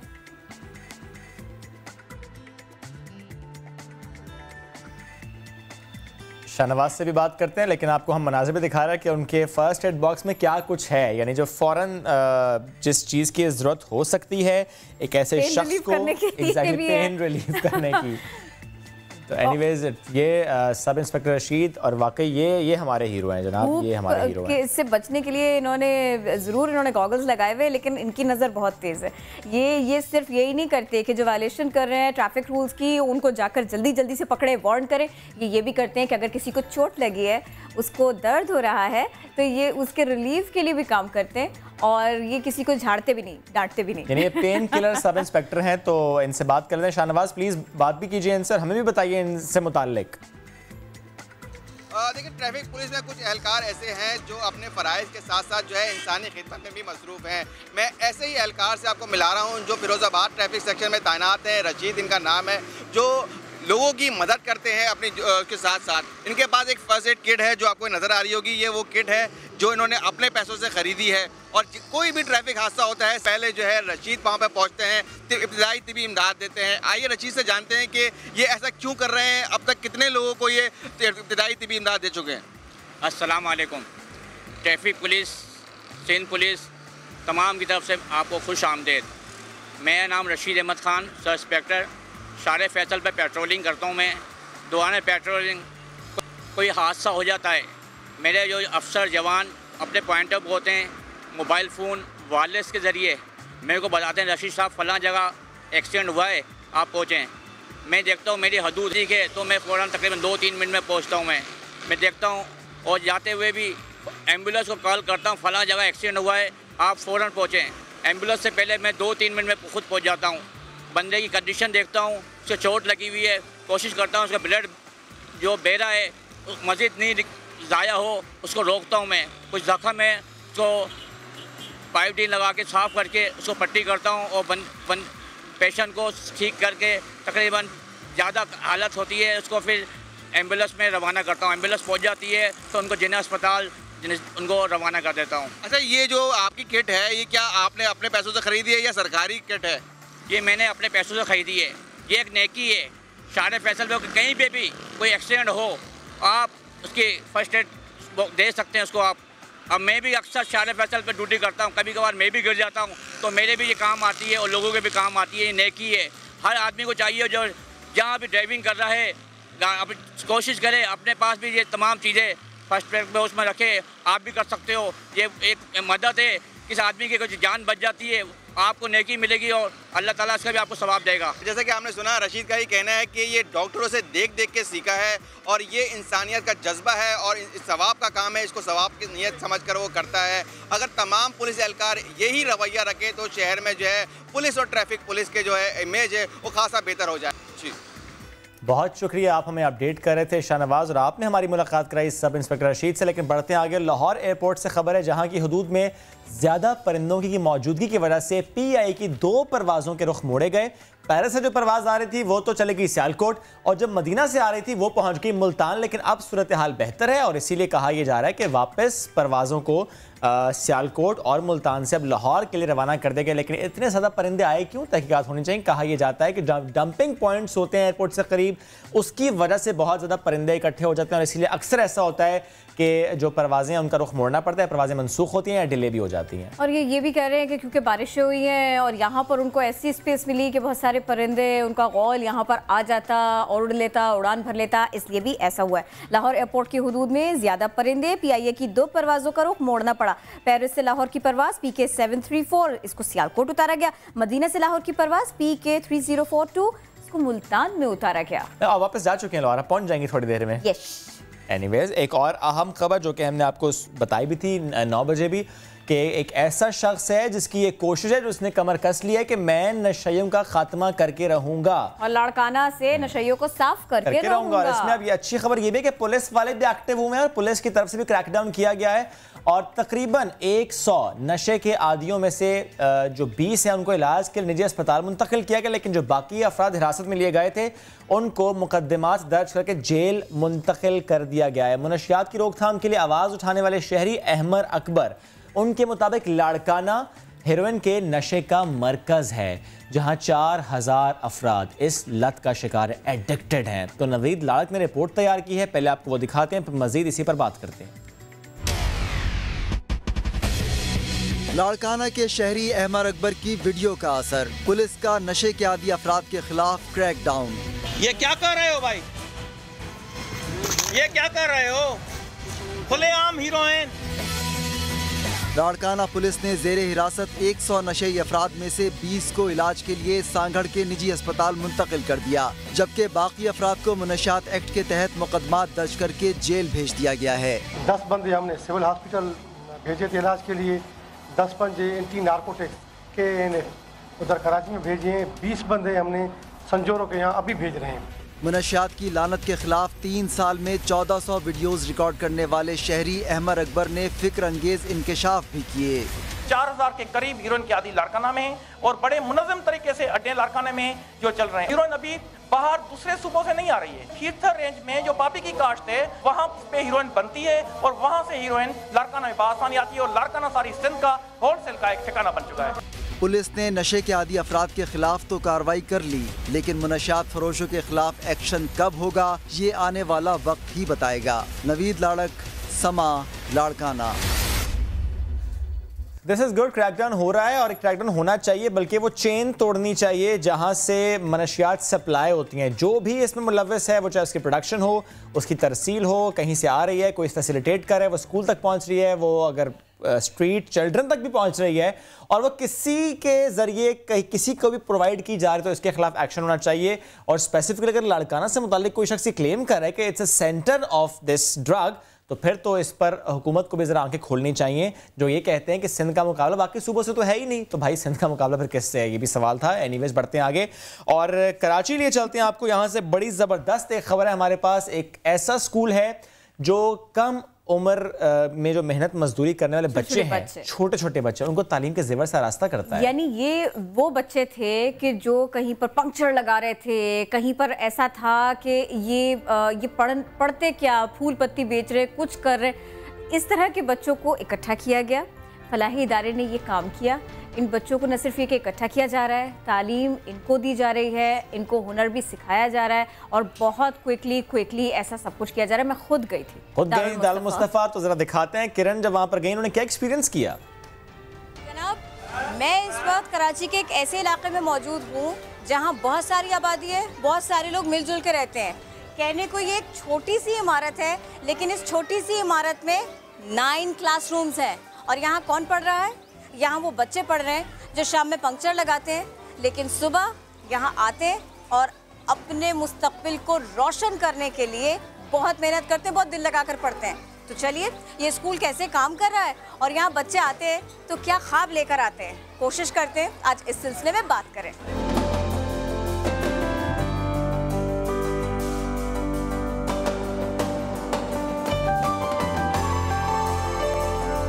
अस्सलामुअलैकुम। सकीब साहब, कैसे हैं आप? देखिए, मैं आ तो गई हूँ, अब मुझे ये बताइए कि आपका स्कूल किस तरह से काम करता है, क्या आप लोगों के गोल्स हैं, आगे क्या करना है? देखिए, गोल तो बिल्कुल यही है कि हमें एक एजुकेटेड लिटरेट मुआशरा बनाना है और उन लोगों को ज़्यादा हमारा फोकस है जो कि अनएड्रेस सेगमेंट से ताल्लुक़ रखते हैं। मतलब वो बच्चे जो कि कहीं मजदूरी करते हैं, काम करते हैं, या वो बच्चे जो रोडों पे ऐसे फिर रहे हैं। तकरीबन पाकिस्तान के सर्वे के हिसाब से 65% बच्चा हमारा स्कूलों से बाहर है। हमारी कोशिश ये है कि जो हम कर सकते हैं वो हम इनके लिए करें। तो मेरे पास जो बच्चे हैं वो मेजॉरिटी स्ट्रीट चिल्ड्रन और अंडर एज लेबर। मैं बहुत एक्साइटेड हूँ बच्चों से मिलने के लिए, क्योंकि मुझे अभी तक सिर्फ पता है, सुना है मैंने कि यहाँ जो बच्चे पढ़ रहे हैं वो बहुत टैलेंटेड है। मुझे मिलवाएंगे आप? बिल्कुल, आइए चलते हैं। कैसे हैं बच्चे आप? क्या नाम है आपका? मोहम्मद फारूक। मोहम्मद फारूक, स्कूल कब से आ रहे हैं आप? रोज़ाना आते हैं। कितने दिन हो गए आते हुए? महीना 2 साल हो गए। अच्छा, और यहाँ के अलावा क्या करते हैं? पढ़ने के अलावा शाम में जाते हो, क्या करते हो फिर आप? पहले काम करते हैं, जब पहले स्कूल जब लगे तो काम करते हैं। जब पहले स्कूल नहीं लगे तो अब्बू के साथ मजदूरी पे जाते थे। अब्बू के साथ मजदूरी पे जाते थे।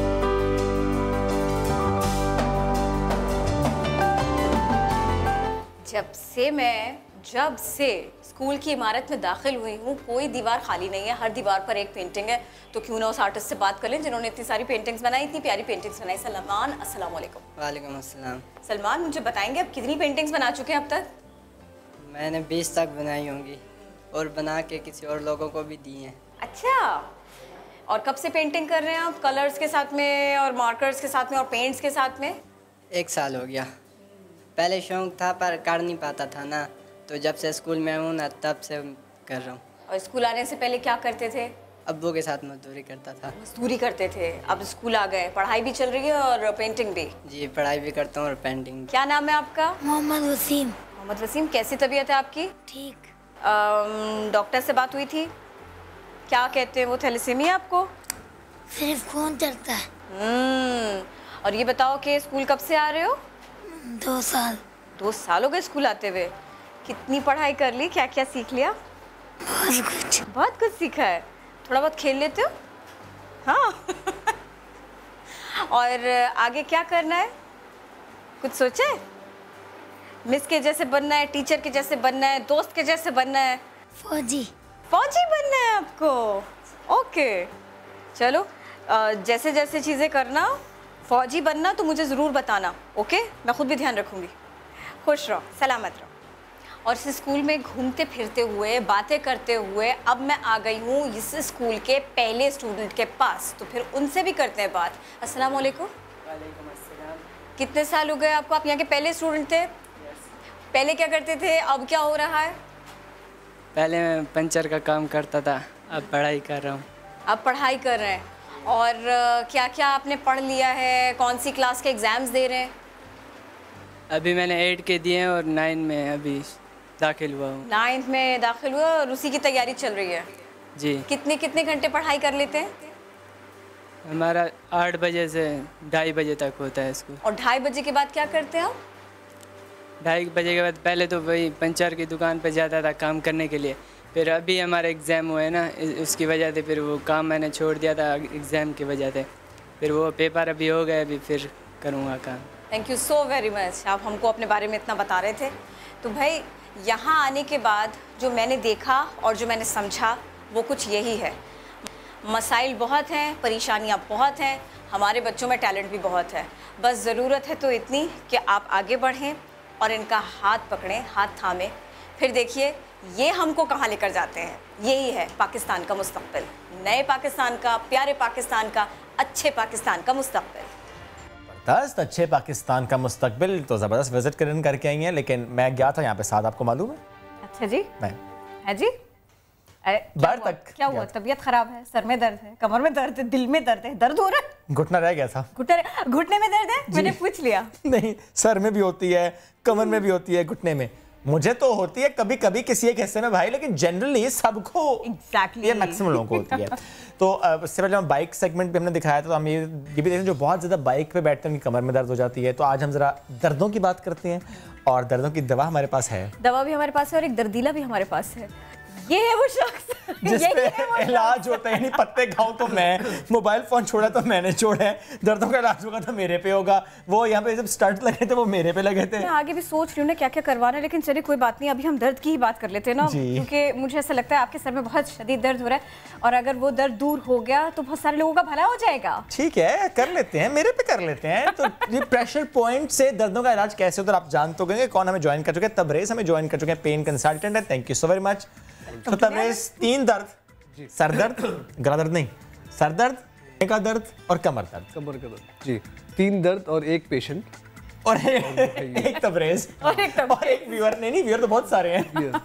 तो मेरा ये है वो स्टूल। जी हाँ बिल्कुल, ये है वो स्टूल जहाँ पे मुझे पता है कि मुझे बैठना है। तो मेरा ख्याल बातें करते करते तबरेज़ हम आ ही जाते हैं इस पे, ताकि वक्त बचाएं अपने लिए, आवाम के लिए, सबके लिए। सर दर्द के बारे में देखिए आप दिल में इनके कितना दर्द है, कितने कितने लोगों का दर्द है। तो सबसे पहले जनाब हो रहा है सर दर्द का इलाज। अब मुझे ये बताएंगे इस तरफ आइएगा, ये जनरली सर दर्द का किस तरफ करें? मैंने किस तरफ जाना है? आप सही हैं, तबरेज़ साहब अब इस तरफ आइए। वो सामने से करेंगे ना? मैं पहले फ्रंट से कैसे हो पाएगा? चलिए ठीक है, और फिर उसके बाद मैं इस्तेहकाक आपका। ठीक है जी, ओके ठीक हो गया। तो सर दर्द ये बताइए, पूरे सर का दर्द का आप इलाज करेंगे, आधे सर का करेंगे, माइग्रेन के करेंगे, किस सर दर्द का इलाज करेंगे? या उस सर दर्द का इलाज करेंगे जो सास की वजह से बहू के सर में होता है, बहू के सास के सर में दर्द होता है? ये उन दोनों की वजह से मेरे होता है। देखिए हम माशाल्लाह हर किस्म के दर्द का इलाज करते हैं, उस दर्द का इलाज नहीं करते जो दिल का दर्द है। तो सर दर्द 2 किस्म के होते हैं, एक पूरे सर में दर्द होता है और एक आधे सर में दर्द होता है, जिसको हम कहते हैं माइग्रेन का दर्द। और लोग अक्सर ये कहते हैं कि मुझे तो बचपन से माइग्रेन है और मेरा ये जो माइग्रेन है हमारे साथ ही कब्र तक जाएगा, लेकिन ऐसा नहीं है। लोगों ने एक बात सोच ली, रट लिए migraine, but what is migraine? Migraine में क्या होता है, आपकी नर्व कंप्रेस हो जाती है। पिछले शोज़ में मैंने नर्व कंप्रेस किस तरह खोलते हैं वो मैंने सिखाया है।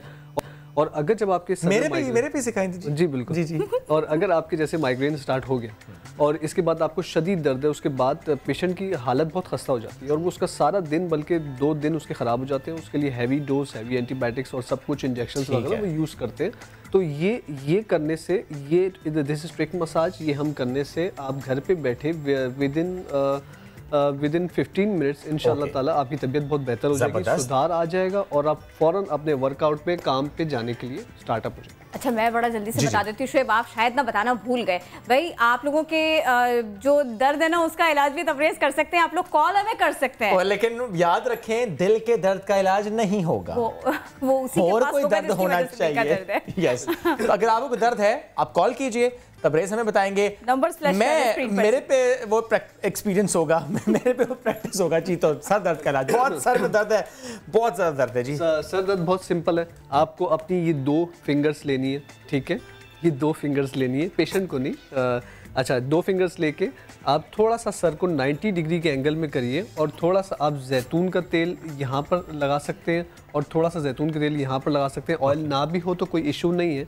अब आप दोनों फिंगर्स इसको आप यहाँ पे रखिए और अपनी ये थंब बिल्कुल ये एयर्स के पास यहाँ पे रखिए और आप इस तरीके से जैसे नहीं पागल खाने में शॉक्स देते हैं तो इसी तरीके से। अच्छा, अब इसके बाद आपको क्या करना है कि ये राउंड में फिंगर को चलाना है। अच्छा, इसको बहुत जोर से प्रेस नहीं करना, प्रेशर बिल्कुल लाइट होना चाहिए। ग्रेट एग्जांपल था बाय द वे। बिल्कुल, हाँ, इसको आप इस तरीके से राउंड में चलाते रहेंगे, चलाते रहेंगे, चलाते रहेंगे। इनको हल्का हल्का सुकून आ रहा है और इस तरीके से इनको हाँ, ये क्या पीछे लगाया, मैं आराम से सो ही ना जाऊं थोड़ी देर। ये भी पॉसिबिलिटी हो सकती है कि सो जाए, फिर हमें शो करना पड़ेगा। ओके, नहीं मुझे पता है आप लोगों ने फिर ये करना है। मैं सोया हूँगा, आपने वहीं पे मेरे घुटनों पे इलाज बताना शुरू कर देना है। अच्छा, हल्का सा इसको प्रेस करने के बाद आप ये 3rd फिंगर से आप ये हम पे शिफ्ट कर दें और इसको यहाँ से पकड़ लें, ठीक है। यहाँ से पकड़ के अब जो आपका प्रेशर है वो जो मिडिल फिंगर्स का यहाँ पे बढ़ जाएगा, प्रेशर यहाँ पे कम होगा। This is very sensitive area, यहाँ पे प्रेशर आपका ज़्यादा हो जाएगा और यहाँ से आप सर के पिछले हिस्से में प्रेशर ज़्यादा हो जाएगा, प्रेशर ज़्यादा हो जाएगा, थंब का प्रेशर बहुत कम होगा, ये यूं राउंड में घूमता रहेगा।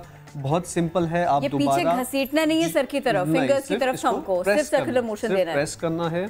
और ये आप शो जब दोबारा रिपीट में देखें, इसको आप मार्क भी कर सकते हैं और बहुत स्लोली भी इसको आप देख सकते हैं क्योंकि ये शो हमारे पास बाकी जगहों पे भी मिल जाता है आसानी से।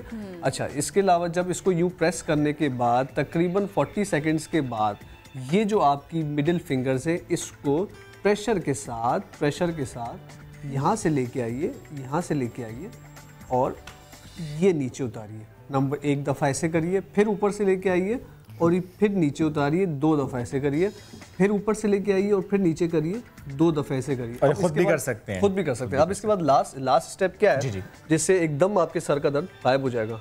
मतलब मेरे पास कोई सर दर्द वाला आता है तो मैं इसको यूं इस तरीके से थंब करता हूँ और सर दर्द खत्म हो जाता है। आप ये बता रहे ना, हमारे पास कॉलर भी है। शगुफ्ता हमारी पहली कॉलर रावलपिंडी से हमारे साथ है। शगुफ्ता, हमारे पास पेन कंसल्टेंट मौजूद है तबरेज़, आप बात कीजिए, वो भी सुन रहे हैं।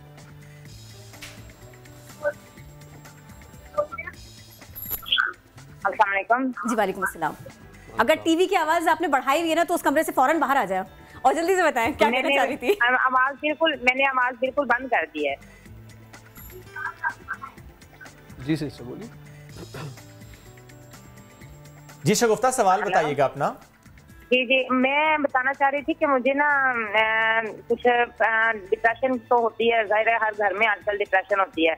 तो मेरे साथ ये मसला है कि मेरे ना लेफ्ट साइड पे ना मेरा पूरी साइड पाँव, पूरी साइड जो लेफ्ट साइड है ना, पाँव मतलब उंगली से लेके ना तो हाथ की उंगली तक जो है ना पूरी मेरी लेफ्ट साइड जो है ना वो मतलब सुन्न हो जाती है और मुझे कुछ वीक लगती है ये साइड। तो मुझे एक हार्ट अटैक जो है ना वो तकरीबन आज से 4 साल पहले हो चुका है। मेरी बेटी थी 17 साल की, उसकी डेथ हुई तो उसके अगले दिन ही मेरे साथ ये मसला हो गया था। उसके बाद अभी मैं रेगुलर मतलब दवाइयाँ ले रही हूँ, प्रोफेसर डॉक्टर हैं यहाँ पे तो उनसे दवाइयाँ भी लेती रहती हूँ, लेकिन ये है कि फिर भी मेरे साथ ना थोड़ी सी डिप्रेशन हो जाती है और मेरी हार्ट बीट बहुत तेज हो जाती है और मतलब मेरा जो जिस्म है ना वो सारा ये पूरी साइड जो है ना लेफ्ट मेरी जो है ना ये काम करना जैसे बंद कर देती है। तो बहुत ठीक मुझे लगती है ये साइड और मेरी साइड कभी बहुत ज्यादा ठंडी भी हो जाती है। चलिए अब ध्यान से सुनिए, तबरेज़ इसका जवाब दे रहे हैं। जी हम लोग असल में बाजी इनका सिस्टर का मैंने सवाल पूरा सुना। हम लोग ये करते हैं कि तमाम प्रॉब्लम्स को मिक्सअप कर देते हैं कि हमारी एक साइड सुन हो रही है तो वो ऊपर से नीचे तक सुन हो रही है, उसको मिक्सअप नहीं करना चाहिए, उसको बिल्कुल अलग अलग कर देते हैं। जो उनके हाथ सुन हो रहे, दिस इज सर्वाइकल।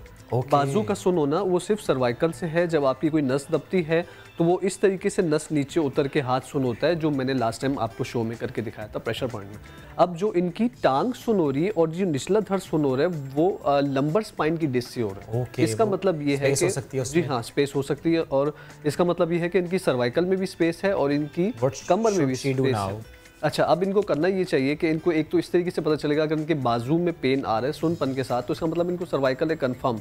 अगर इनके टांग में पेन आ रहा है तो उसका मतलब इनको लंबर स्पाइन है कंफर्म। इसके अलावा इनको अपनी हार्ट बीट भी चेक करवानी चाहिए, अपने टेस्ट इंटरनली टेस्ट भी करवाने चाहिए। मेरा मशवरा तो ये है। बाकी मैं एक इनको हमने बाजू का तो लास्ट शो में बताया था, इस दफ़ा मैं आपको कमर के बारे में बताऊंगा। कमर के लिए बहुत सिंपल है। और कमर पर जाने से पहले एक और कॉलर ले लें। जी हाँ, हमना है कराची से। हमना, क्या सवाल करना चाहेंगे? तबरेज़ सुन रहे हैं आपको। तो अस्सलाम वालेकुम। वालेकुम अस्सलाम। मुझे डॉक्टर तबरेज़ से बात करनी है। डॉक्टर साहब अस्सलाम वालेकुम। जी वालेकुम सलाम सिस्टर।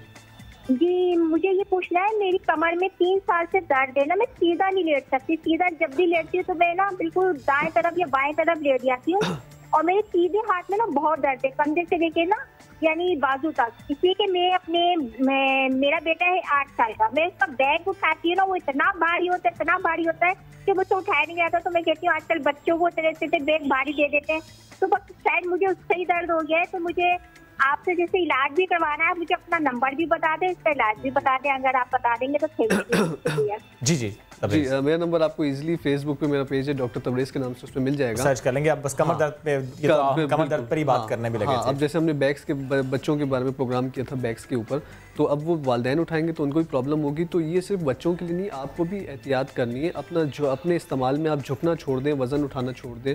और इसके अलावा मैं अभी आपको कुछ टिप्स बताऊंगा जिससे आपको कमर के पेन में फौरन टाइम बड़ा कम है तो आप कमर दर्द का बता दें। बिल्कुल फौरन करते तो मेरे भी बता दें बेशक। आप बैठा तो बहुत सिंपल है, बहुत सिंपल है। जब आपको ये ना पता हो कि आपकी कमर में प्रॉब्लम है या नहीं है, आप डिजिटल एक्सरे भी करवा सकते हैं, आप MRI भी करवा सकते हैं, आप हमारे पास भी आ सकते हैं। इसके अलावा आप सीधे फर्श पे लेट जाएं। उसके बाद आप जब आपके कमर के बीच में फर्श के नीचे अगर आपको गैप महसूस हो, खम महसूस हो, तो इसमें ये हो सकता है आपकी डिस्क स्लिप हो चुकी है। अब आपको करना क्या है, आप दोबारा घूम जाइए, आपको किसने बोला? अच्छा सुन रहा। अब आपको करना क्या है, दिस इज भाई। अच्छा, अब आप ये देखेंगे जैसे ये आपको ये पार्ट नजर आ रहा है जहाँ पे ये मेरी फिंगर है, बहुत सिंपल है। ये L1, this is L2, L3, L4, L5, S1। अब अमूमन ये होता है कि हमारी जो अक्सर ख़वातीन को प्रेगनेंसी में जो इंजेक्शन लगते हैं उसमें वीकनेस की वजह से, विटामिन डी की कमी की वजह से और डिस्क स्पेसेस छोड़ देती है, मोरों में नोकें निकल आती हैं, उसके नीचे नर्व कंप्रेस हो जाती है। अमूमन 90% लोगों को L4, L5, L5, S1 disc slip का इशू हो जाता है। जो लोग हैवी अफराद हैं, जिनका वेट ज़्यादा है, उनकी L5, S1 डिस्क स्लिप होती है, और जो लोग जिनका वेट नॉर्मल है इनको L4, L5। अब उसके नीचे नर्व कंप्रेस हो जाती है लेफ्ट में और राइट में। अब आपको ये पता कैसे चलेगा कि ये लेफ्ट में मसला आ रहा है, ये राइट में मसला आ रहा है? दर्द होगी। इसके लिए बहुत सिंपल है, एक तो आपको पेन से अंदाजा हो जाएगा, दूसरा उस टांग में आपको पेन आएगा। अभी मैं आपको फौरन बताऊंगा कि वो टांग का पेन कैसे खत्म होगा। और जो साइड पे आपकी नर्व ज़्यादा कंप्रेस हो रही है वो स्वेल भी होगी। आपको करना क्या है, आपको जस्ट ये 2 अपने थम्स लेके अच्छा याद रखिएगा, इसको बीच में मसाज मत करना, दिस इज़ वेरी डेंजर। इसको बिल्कुल साइडों पे बिल्कुल लाइट प्रेशर से आपको इस तरीके से मसाज करना है, इस तरीके से बिल्कुल आहिस्ता आहिस्ता बिल्कुल 20 सेकेंड 10 सेकेंड्स मसाज करने के बाद उसके बाद थोड़ी सी पिंडी के आप ये काफ के बिल्कुल बैक साइड पे 10 सेकेंड्स मसाज करें, एकदम आपका ब्लड सर्कुलेट होगा, आपको दर्द में काफ़ी फर्क पड़ेगा। ज़बरदस्त हो गया। सो वेरी मच, आप हमारे साथ थे और कुछ दर्दों के बारे में आपने हमें बताया। घुटने का दर्द रह गया, उसके दोबारा बुलाएंगे। तो वक्त हो गया खत्म, और हम आपसे मिलेंगे कल दोबारा, और फिर हम क्या करेंगे, मज़ीद बात करेंगे, मज़ीद आपसे मुलाकात करेंगे मेहमानों की, मज़ीद मौज़ूआत आपके लिए लेकर आएंगे। तो आप देखना ना भूलिए, फीडबैक जरूर दीजिए। लेकिन तबरेज़ को हम नहीं छोड़ेंगे, इनको हम दोबारा बुलाएंगे, और इसी हफ्ते तो नहीं, अगले हफ्ते बुलाएंगे, क्योंकि बहुत से दर्द जिनका इलाज करना बाकी है, दिल का दर्द नहीं, और दर्दों की बात करेंगे। सी यू टुमारो, तब तक के लिए अल्लाह हाफ़िज़।